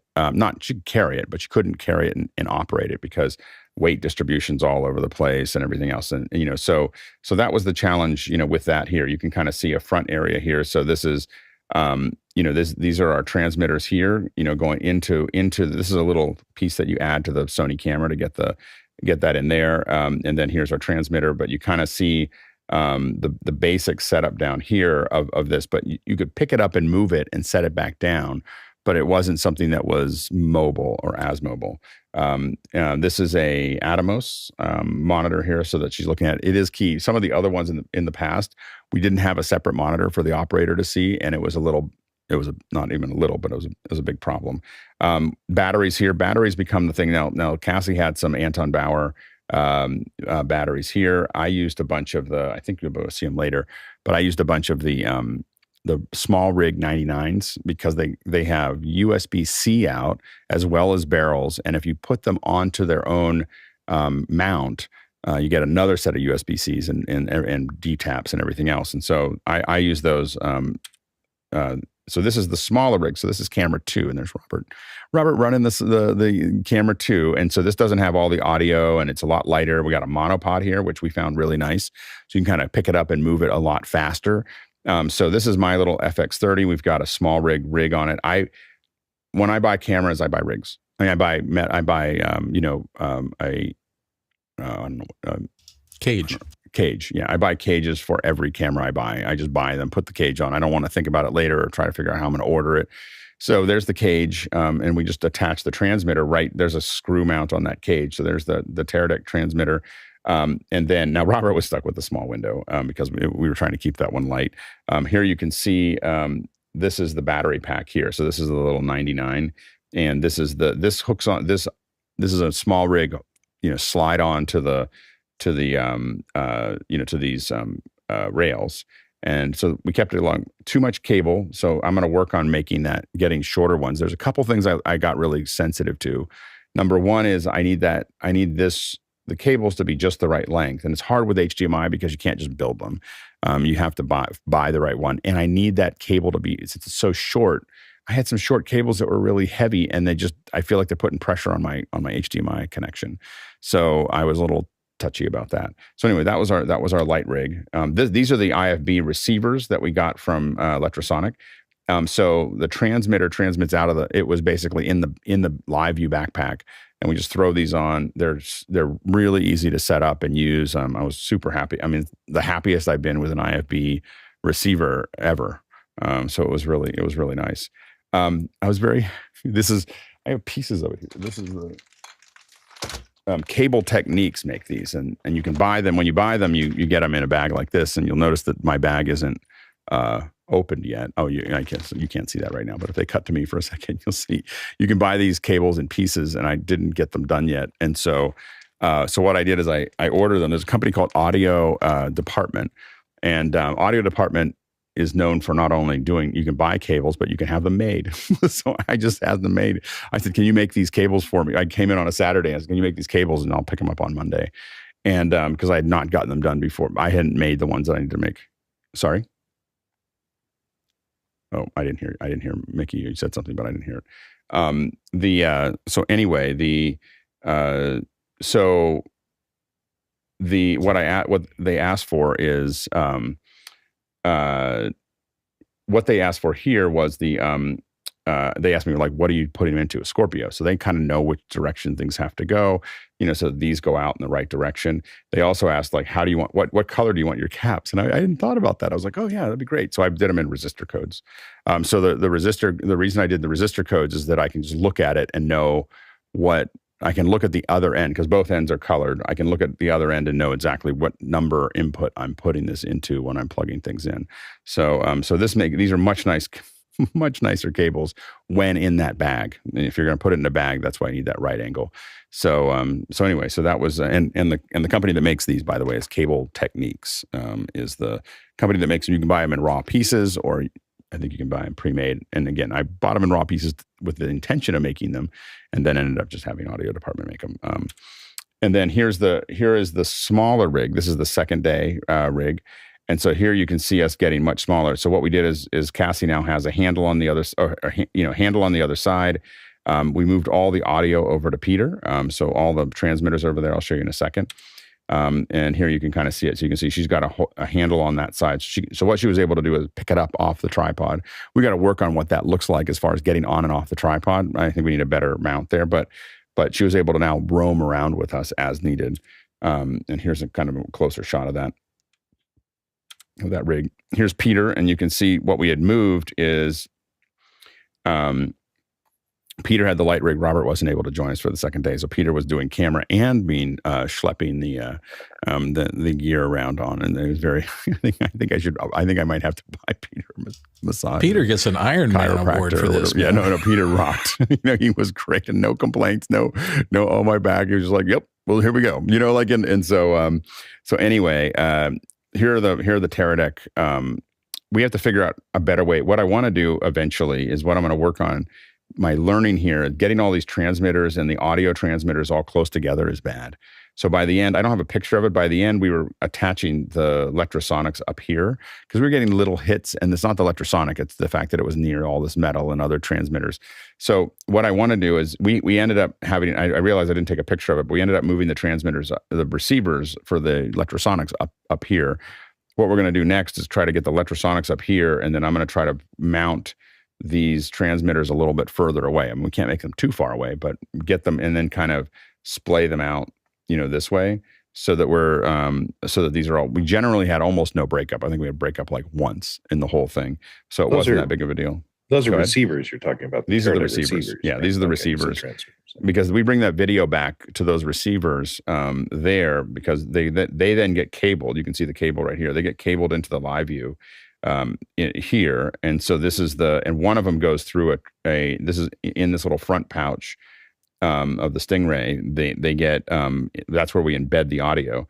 The audio is a little bit of a funky thing. We're using AES, and so out of the we talked about this on the last time, but out of the Scorpio, we get all the channels in, and then we have channels 1 through 4 come out of left and right AES, and then we have to use a Hirose cable with that goes out to the other inputs, 1/4 inch, that all go into the embedder here. So anyway, so that was kind of the way that was kind of managed here. Here you can see it from the back. We can kind of keep this open so we can go in here. You can see the little transmitter. We're probably gonna find a better place for this as well. Overall it worked great, but this is the little antenna that is sticking out of the live view. That is sticking out of the live view that is providing the IFB return. So that's what that was for. Again, I think we're going to end up building like little socks and stuff like this for this whole thing, so we can kind of put things in better places for them. So we're going to kind of customize everybody's rig, not permanently, but somewhat. We're going to customize the rigs a little bit to get more. Here you can see a better shot of this back brace. So that back brace is, and you can see it attaches in 3 places here to the Stingray, so that it reduces I think Peter still felt it a lot on his shoulders, but not nearly as much as he would have with the strap. So anyway, so that's and here you can kind of see, you can see the transmitter kind of, so this is a little cable, a little 1/8 inch that goes up into here to make that actually work. And here's a closer shot of we started moving these transmitters to the side, these electrosonic transmitters to the side, to try to get them away from all this metal. And again, we eventually moved them up here, but this cable wasn't long enough. This is why we do these things. You put them together, you run them in the field, and then you figure out, let's change X, Y, and Z. So here you can see it. And this is kind of him with there we go. And there's Cassie with the close-up of the second one. And the only thing we did with the thing that I actually realized, because I was in it, I don't have the main thing we did with the HDR test, of course, was use the FX3, transmit it back in. And then we had an ambisonic mic that we then embedded, and I think it worked out pretty well. So that's the next thing for the ambisonic mic, of course, is to get those electrosonics onto the base of the, kind of attached to the base of the wire or the ambisonic mic, so that we can not be tethered there. So that was a tethering process that we had to kind of work through. Go ahead, Jason. Boy, that audio rig was impressive. I've done lots of audio rigs. I've never seen anything portable like that. Wow. My second thought is I've never seen a monopod with rails ever. Like not a single time. Pretty cool. The next step. Yeah, it worked pretty well. Yeah, go ahead, Alex. Yeah, for that comment you made about HDMI cables, have you looked at Condor Blue? Because they make these little lightweight, short, coiled cables. Actually, it looked like Cassie's rig had a Condor Blue cable on it. I had one. That was I have a Condor Blue. Tlaloc actually got that on the last one.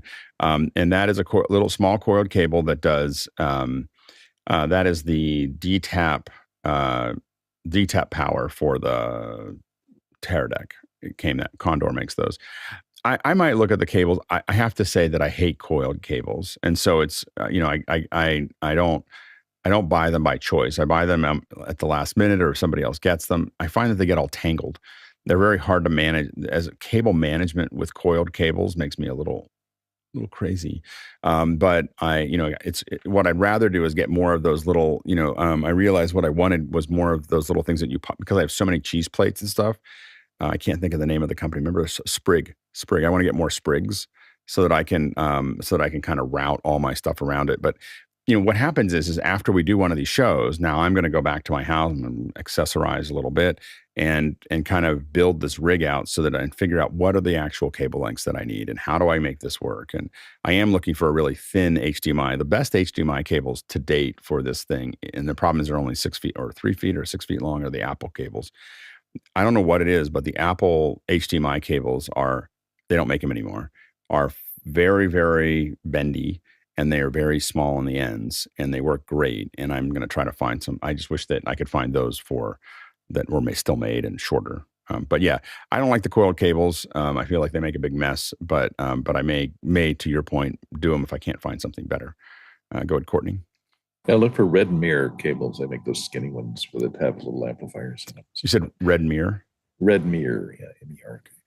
One thing I noticed, a couple of things we had problems with. You already talked about getting the receivers further away. When your first day, when you had those electro receivers within a foot of the transmitters, because those high power Teradek transmitters swamp any receiver that's within about a foot and a half of them. So you got to get any receivers further than a couple of feet away from those transmitters. So you got to watch out for that. So it would be good to get them off on something else, which is what you did. The other thing is battery power. Was everything on each of the cameras being powered off that one V-slot battery or through DTAPs and through? Yep. That was one problem, was we lost power during both days on one of the cameras or both of the cameras. But that wasn't a battery issue, I don't think. I think that was a connection issue. I think it just got the DTAP got knocked out.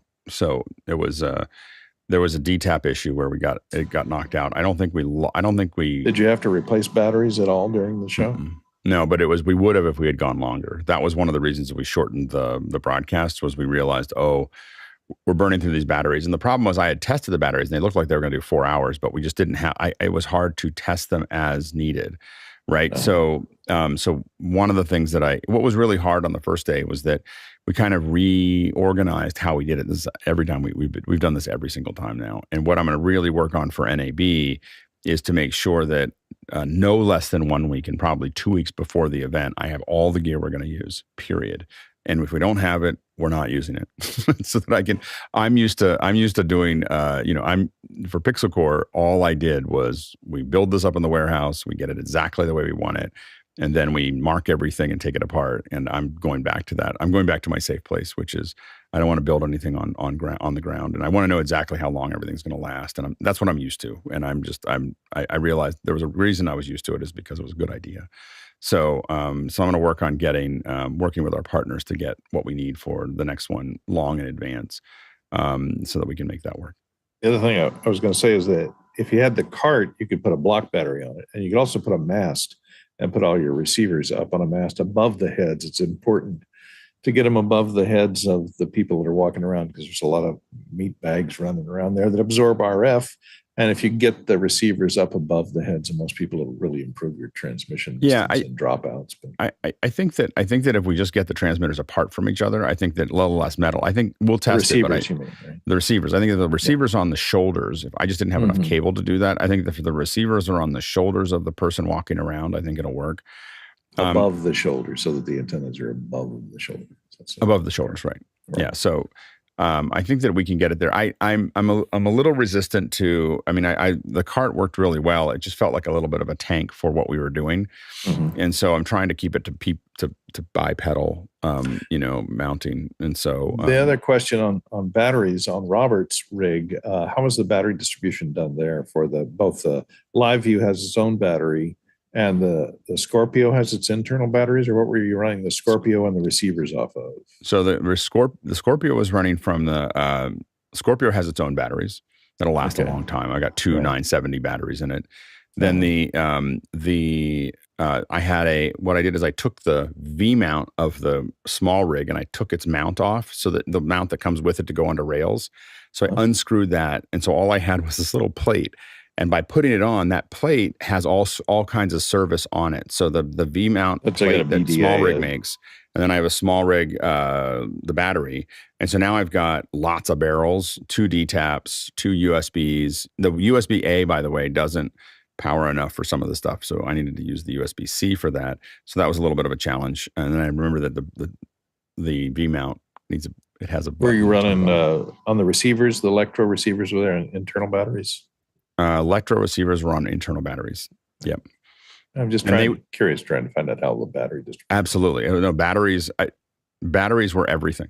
Not everything, but batteries. And they are the weakest link. And a lot of times you don't know which battery has gone dead if you've got multiple batteries providing power. So 100%. Yeah. I think that there has to be better battery management. We just needed twice as many batteries to go longer. Now the other thing is that, so we'll, like for NAB, I'm just going to have two batteries for everything that we need. What I'm pushing for hard at NAB, and I'm going to see if I can get it. So Drexel offered us a part of their booth, which would have been great. And we could have used it. The problem was getting bandwidth to that booth turned out to be a non-starter.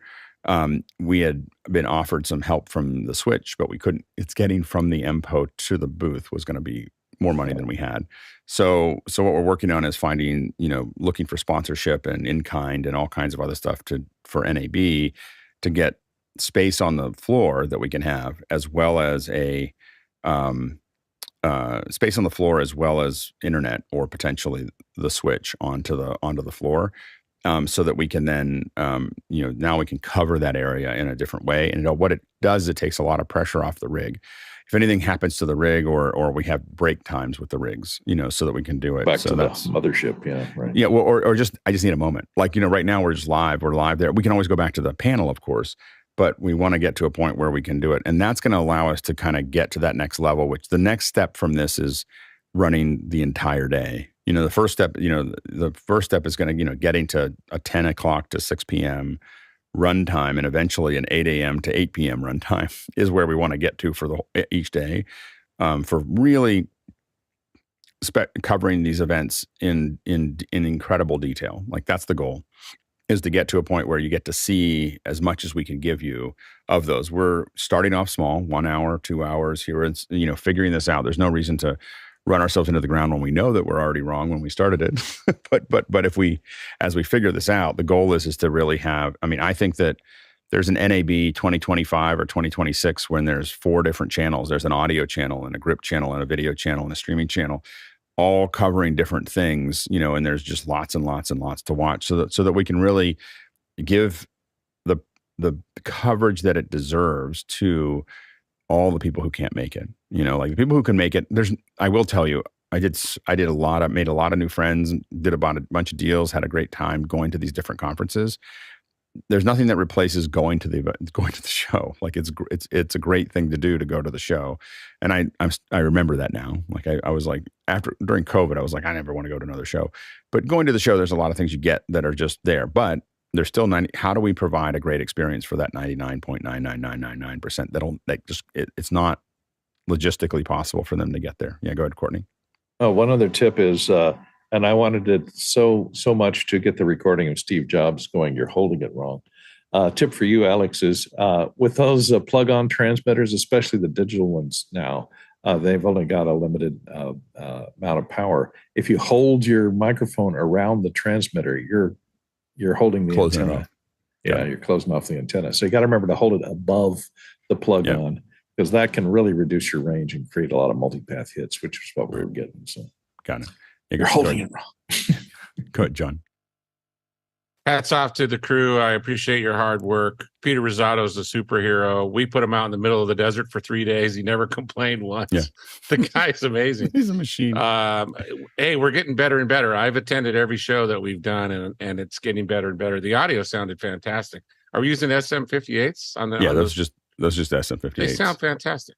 Well, and the thing that's really exciting is that I think the 5.1 is kind of still a work in progress. But the thing is that being able to bring some of that surround in, but being able to attenuate it, so that it's not a distraction, is something we're going to keep on playing with as we go forward. I may start offering to do some coverage for other shows that are happening in Moscone or something up here, so I don't have to go all the way down to, I don't have to just go to and see if we can do more where we can take the kit out more often, so that I can really get, dial that in. I think I just need more reps, but I think by SIGGRAPH, not by SIGGRAPH, but by NAB fall, we're going to have a really good solution. And I think by NAB next year, we'll have the best, I think it'll be the best coverage of that, I think there's a potential that 2024's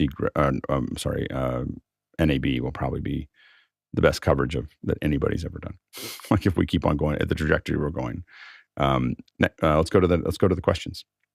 First one comes from Jonas Dottel in Stuttgart, Germany. Do you know already what caused the issues with the cameras and them dropping off when they were occasionally? There was a couple where we knocked the power out of the receiver. So that was, figuring out the cabling. So there's 2 problems. One is that we dropped the cabling.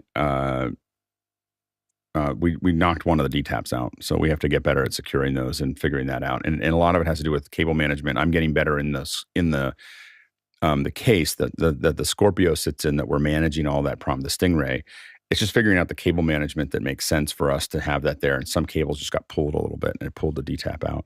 The second breakup was I think we got ahead. I think what happened was, somehow when we had 2 cameras, Nick and I started going somewhere else.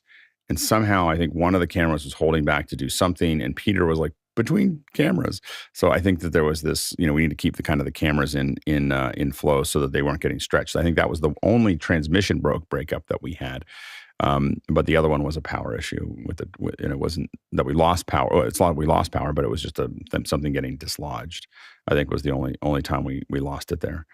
Overall, I think that transmission actually worked pretty well. Next question. Next one comes from Tlaloc Lopez Waterman in Galisteo, New Mexico.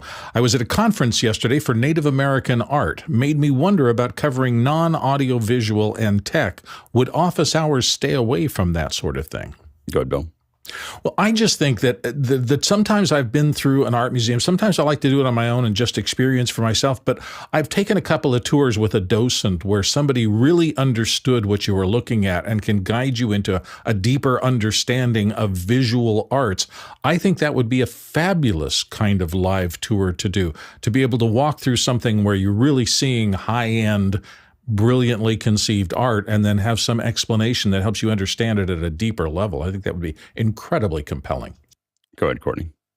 Yeah, I think for some of those installations that use a lot of high technology to present the art, like multiple projectors or projection mapping, that would be interesting to cover as a live stream. Of course, a lot of those, getting permission to live stream those events, because if you're live streaming it, people may not come to see it.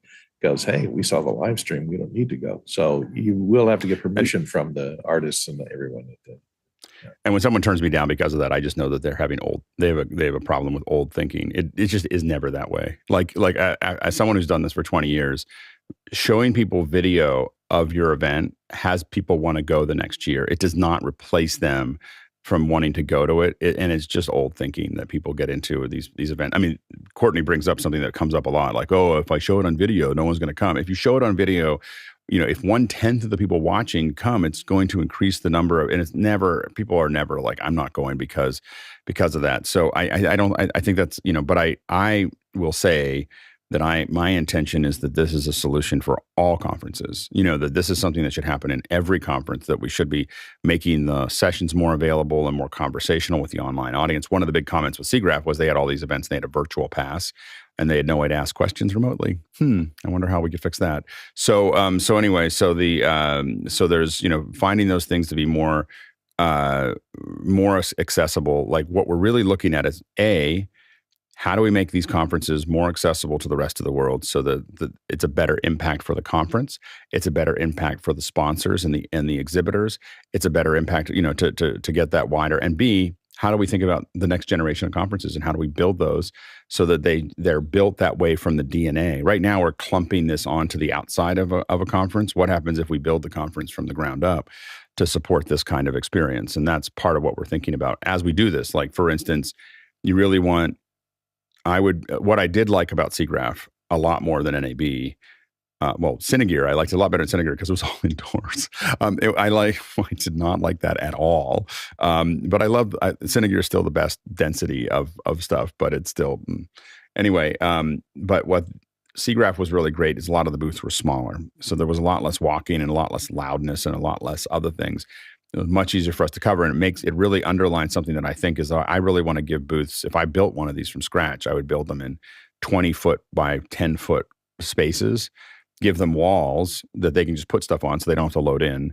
And because these are a lot of smaller manufacturers and they don't want to do a big build. And most companies would not do a big build if they had the opportunity. Not some of them would, but most of them would not if they had something they could just put up.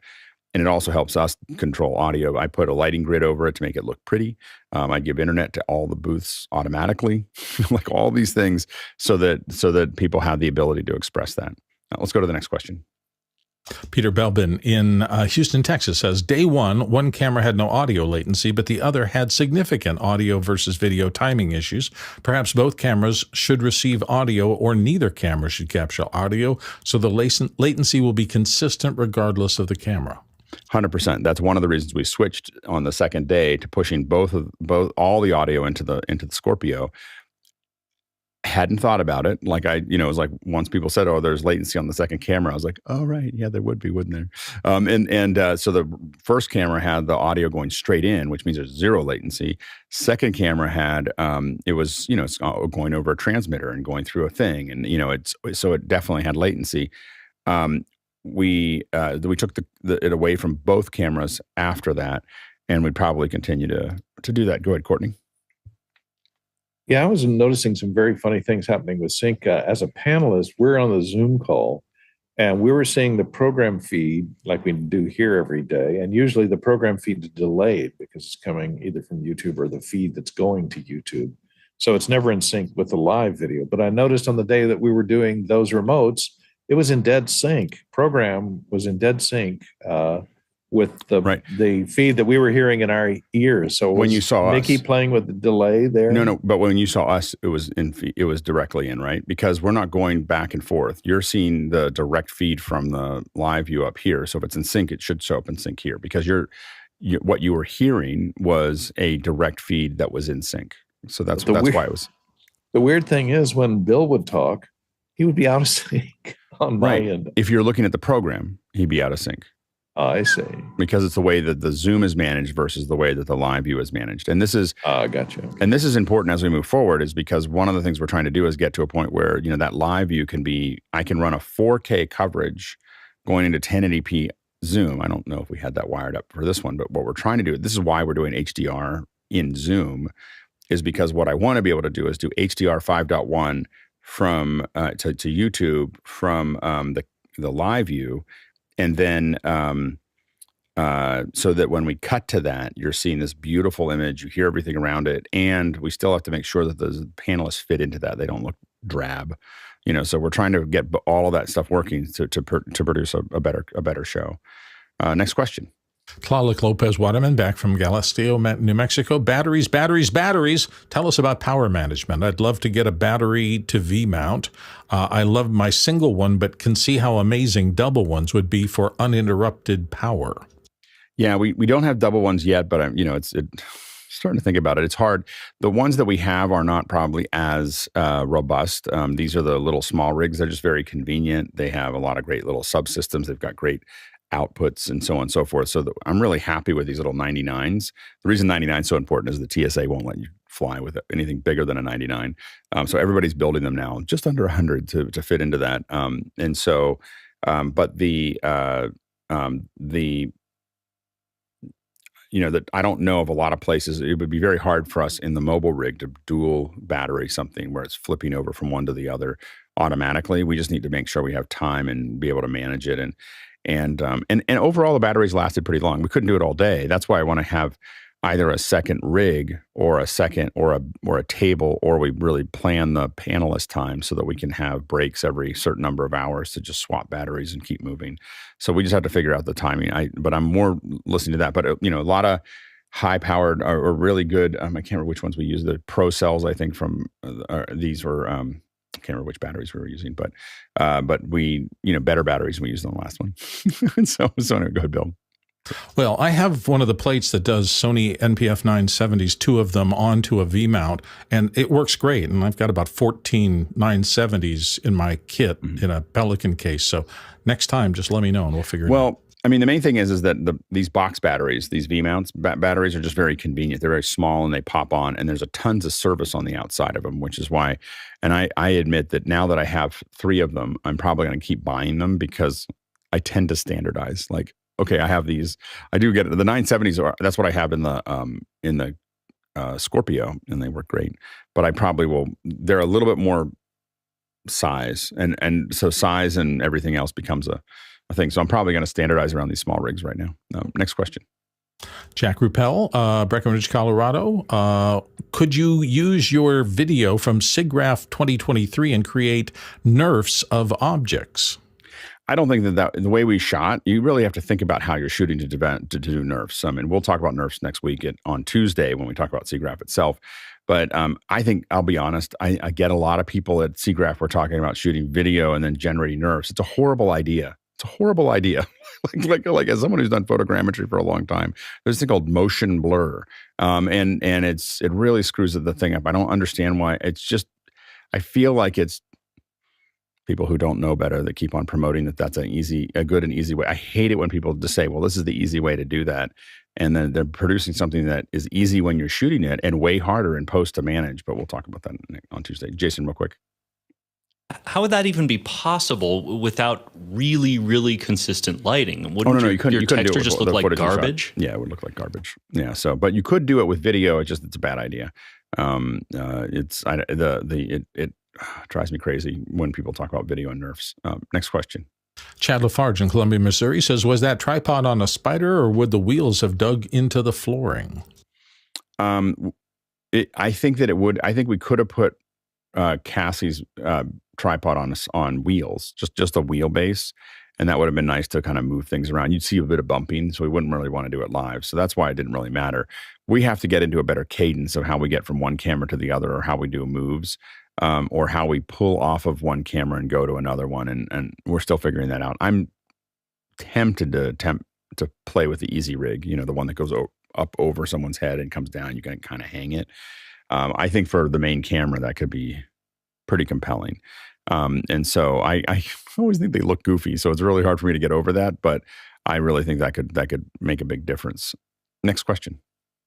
Next one comes from Stefan Fischer, Würzburg, Germany. All the 4 transmitter antennas are looking straight up. Shouldn't they be in a 45-degree angle for better transmission? The right one's 45 degrees to the right, and the left one's 45 degrees to the left. Go ahead, Courtney. If you're talking about the Teradex, they go with a multi-antenna. It's for getting rid of multipath. And so all the antennas are aligned, but they're off a quarter wave in distance. So when something arrives from 2 different reflections into one antenna, it'll be better on a second antenna, a third antenna, polarized the same way. And as we heard yesterday from whenever our electrosonics guy was on about the polarization of antennas, it's better to have them vertically mounted than horizontally usually. And at 45 degrees, it's kind of a compromise. So you're halfway, unless you're doing circularly polarized transmission, but they don't do that on those Teradex. So I think they designed them that way to be all vertical. And I see them that way most of the time. Although I did notice that the DJI has 2 vertical and 2 horizontal. So maybe they switch phase that way. So. I have to admit that I was so overwhelmed with it. Normally I pull them all out. So I make a little hand that opens up. And that's my normal configuration, and I just didn't do it because I was saturated. Go ahead, Bill. I noticed when I was looking at the photos later, I was like, why did I do that? Because I always splay them out exactly the way that Stefan is requesting, and I just didn't do it this time. Yeah, go ahead, Bill. Yeah, Carl Winkler on, it was Wednesday's show of Electrosonics, explained it all and had graphics and things like that. If it's not circular polarized, you have to have the right antenna orientation. And I'm sure they designed their system for the right one for that task. Next question. Paul Wallace, Austin, Texas, says, how many hours total were you on the show floor covering the show, and what would be the maximum number of hours a crew could do this sort of coverage? If you have enough crew and you're swapping things out and you have multiple rigs, I mean, my goal is to get to 12 hours, so 8 to 8.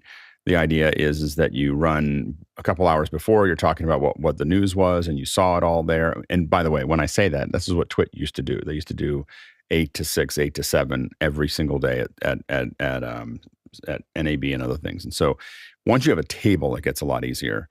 And so what you do is the table allows you to kind of take even big breaks, 2 or 3 hour breaks, where you're just at the table or you're just doing other things.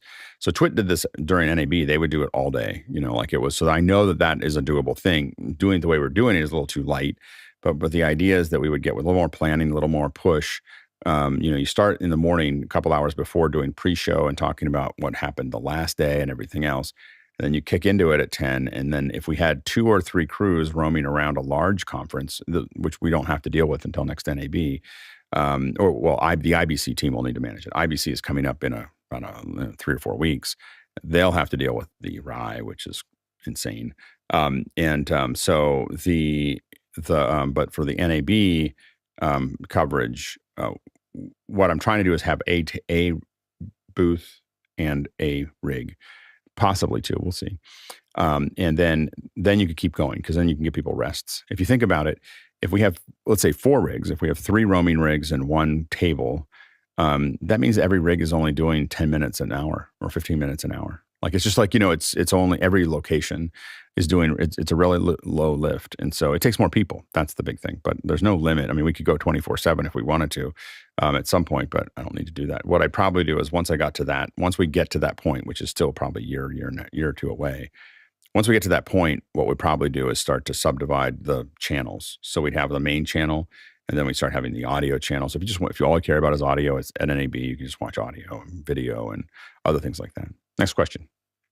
Next one from Junior Grant in New York City. Good day, office hours. Alex, it was good to see you in the zone on the show floor again. How much weight was Peter carrying? We didn't weigh it. I don't think we wanted to know. My guess is probably about 40 to 50 pounds is my guess of what he was carrying around. I do think that I know that I put that rig on to test it, and I felt like one of the things for me was that the live view on the backpack seems like more, but it actually made it way easier for me. So the weight pulling back allowed it to center more on me than when I had just the Scorpio on the front. I was like, oh, it's going to pull me forward a little bit. And you can adjust that up and down, but that was something that came into kind of consideration there. Next question. Peter Belbin, Houston, Texas. If you have 3 camera teams, 2 main and 1 highlight, and 1 pair of on-screen talent, main cameras can leapfrog each other, allowing the presenters to move into already established camera coverage.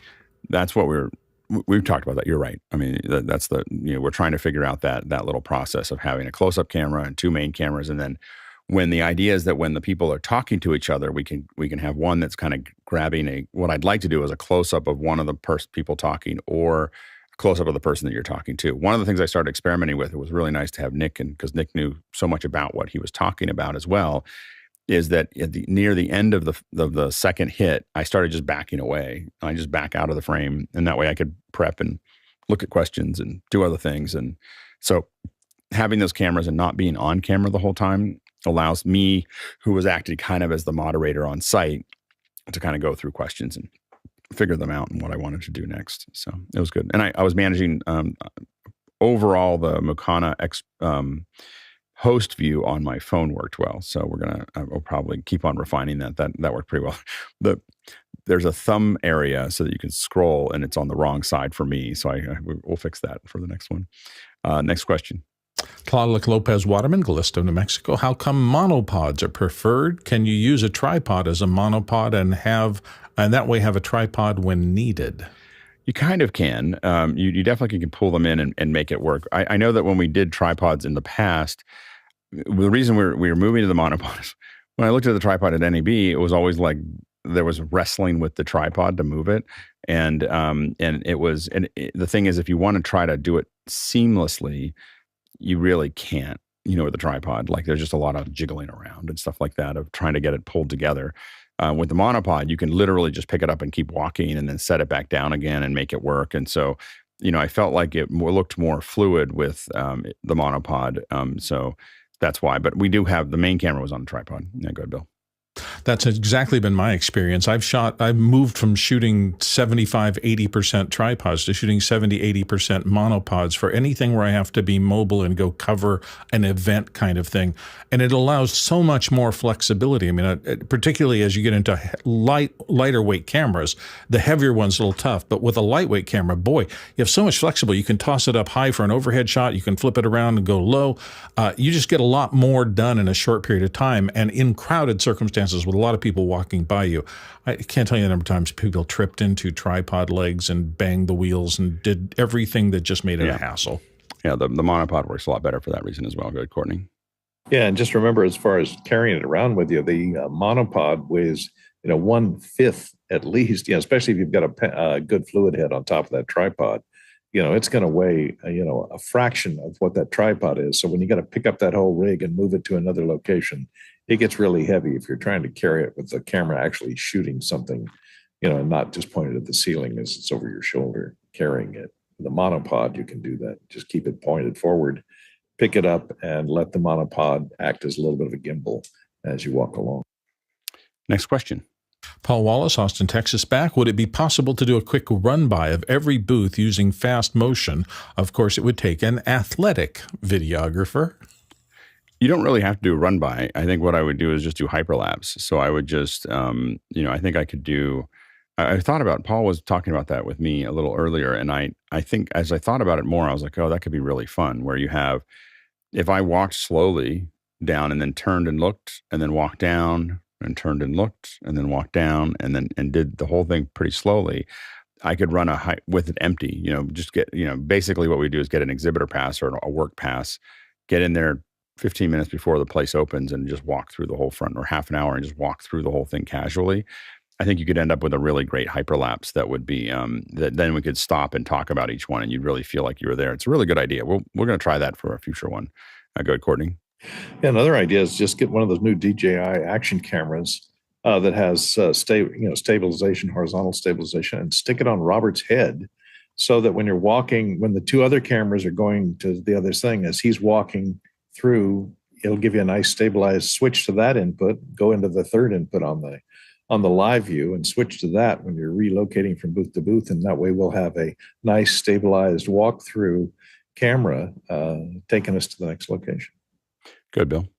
Didn't make it to the air, but we did have a map of the show floor and a red dot that showed where certain booths were that we were playing with a little bit right before it. It'd be fabulous that first day to just have somebody take a walk through all the show floor areas and kind of give you an orientation of the booth, and then being able to cut back to that with the red dot showing where you are on the show floor. Be a great, useful thing for anybody who's going to the show to see where things are located. Next question.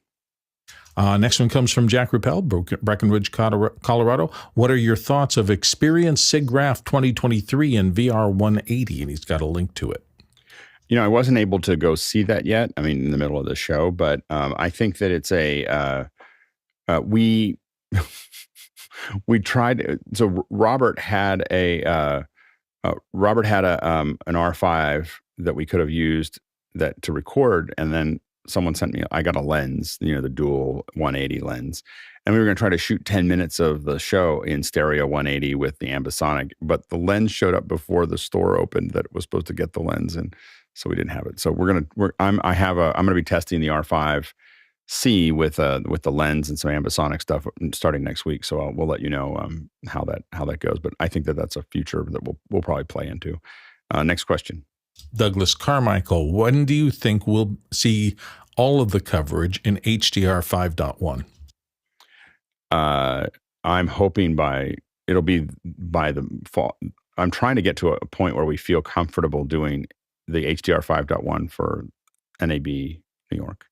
I don't think that the IBC team, I think, is going to stay, with an SDR HD, 1080 system, and so we're excited to see what they have planned there. But but I think we're going to try to do it. I'd like to just move over, so we're going to try to work with the final things. I feel like the tone mapping isn't perfect with the HDR, and I'm going to take another look at it. But I think that conversion hasn't been perfect that I want to look at. But I maybe also just need to move to the NBC LUTs, and then we can go back and forth. I'm trying to figure that out too.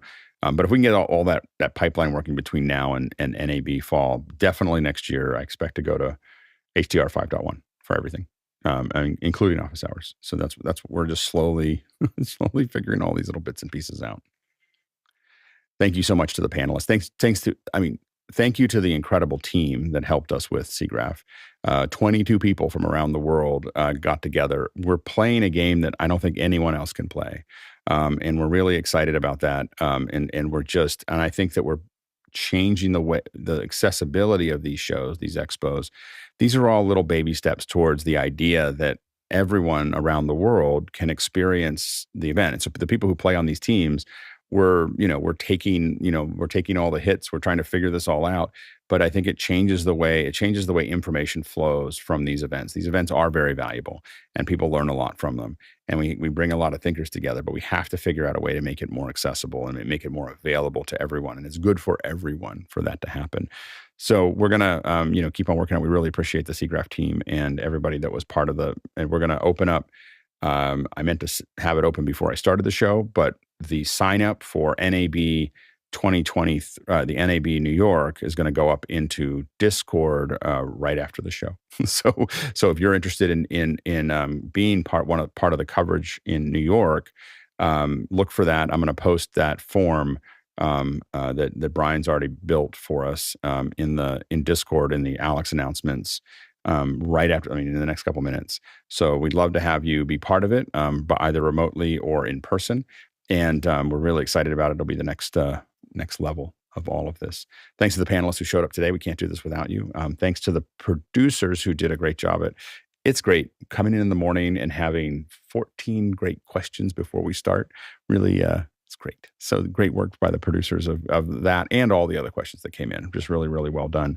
And of course, thanks to the incredible team on the back end. It's a pretty amazing thing we do here. And it's there's an incredible back end team that makes this work, that cuts this show together, that develops all the software that's required to make it work, that manages everyone from the time we think about doing it to, as people are walking in. Just really incredible work.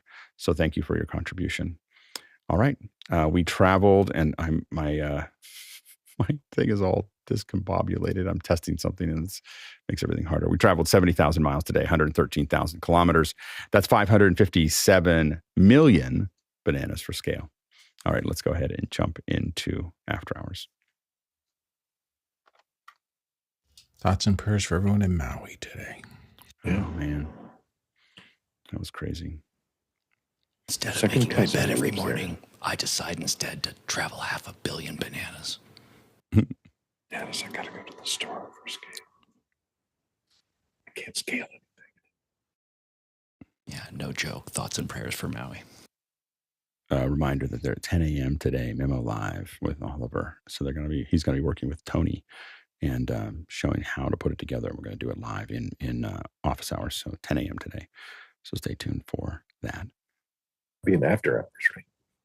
In after hours, not office hours. Tomorrow we've got the panelist meeting and the volunteer meeting.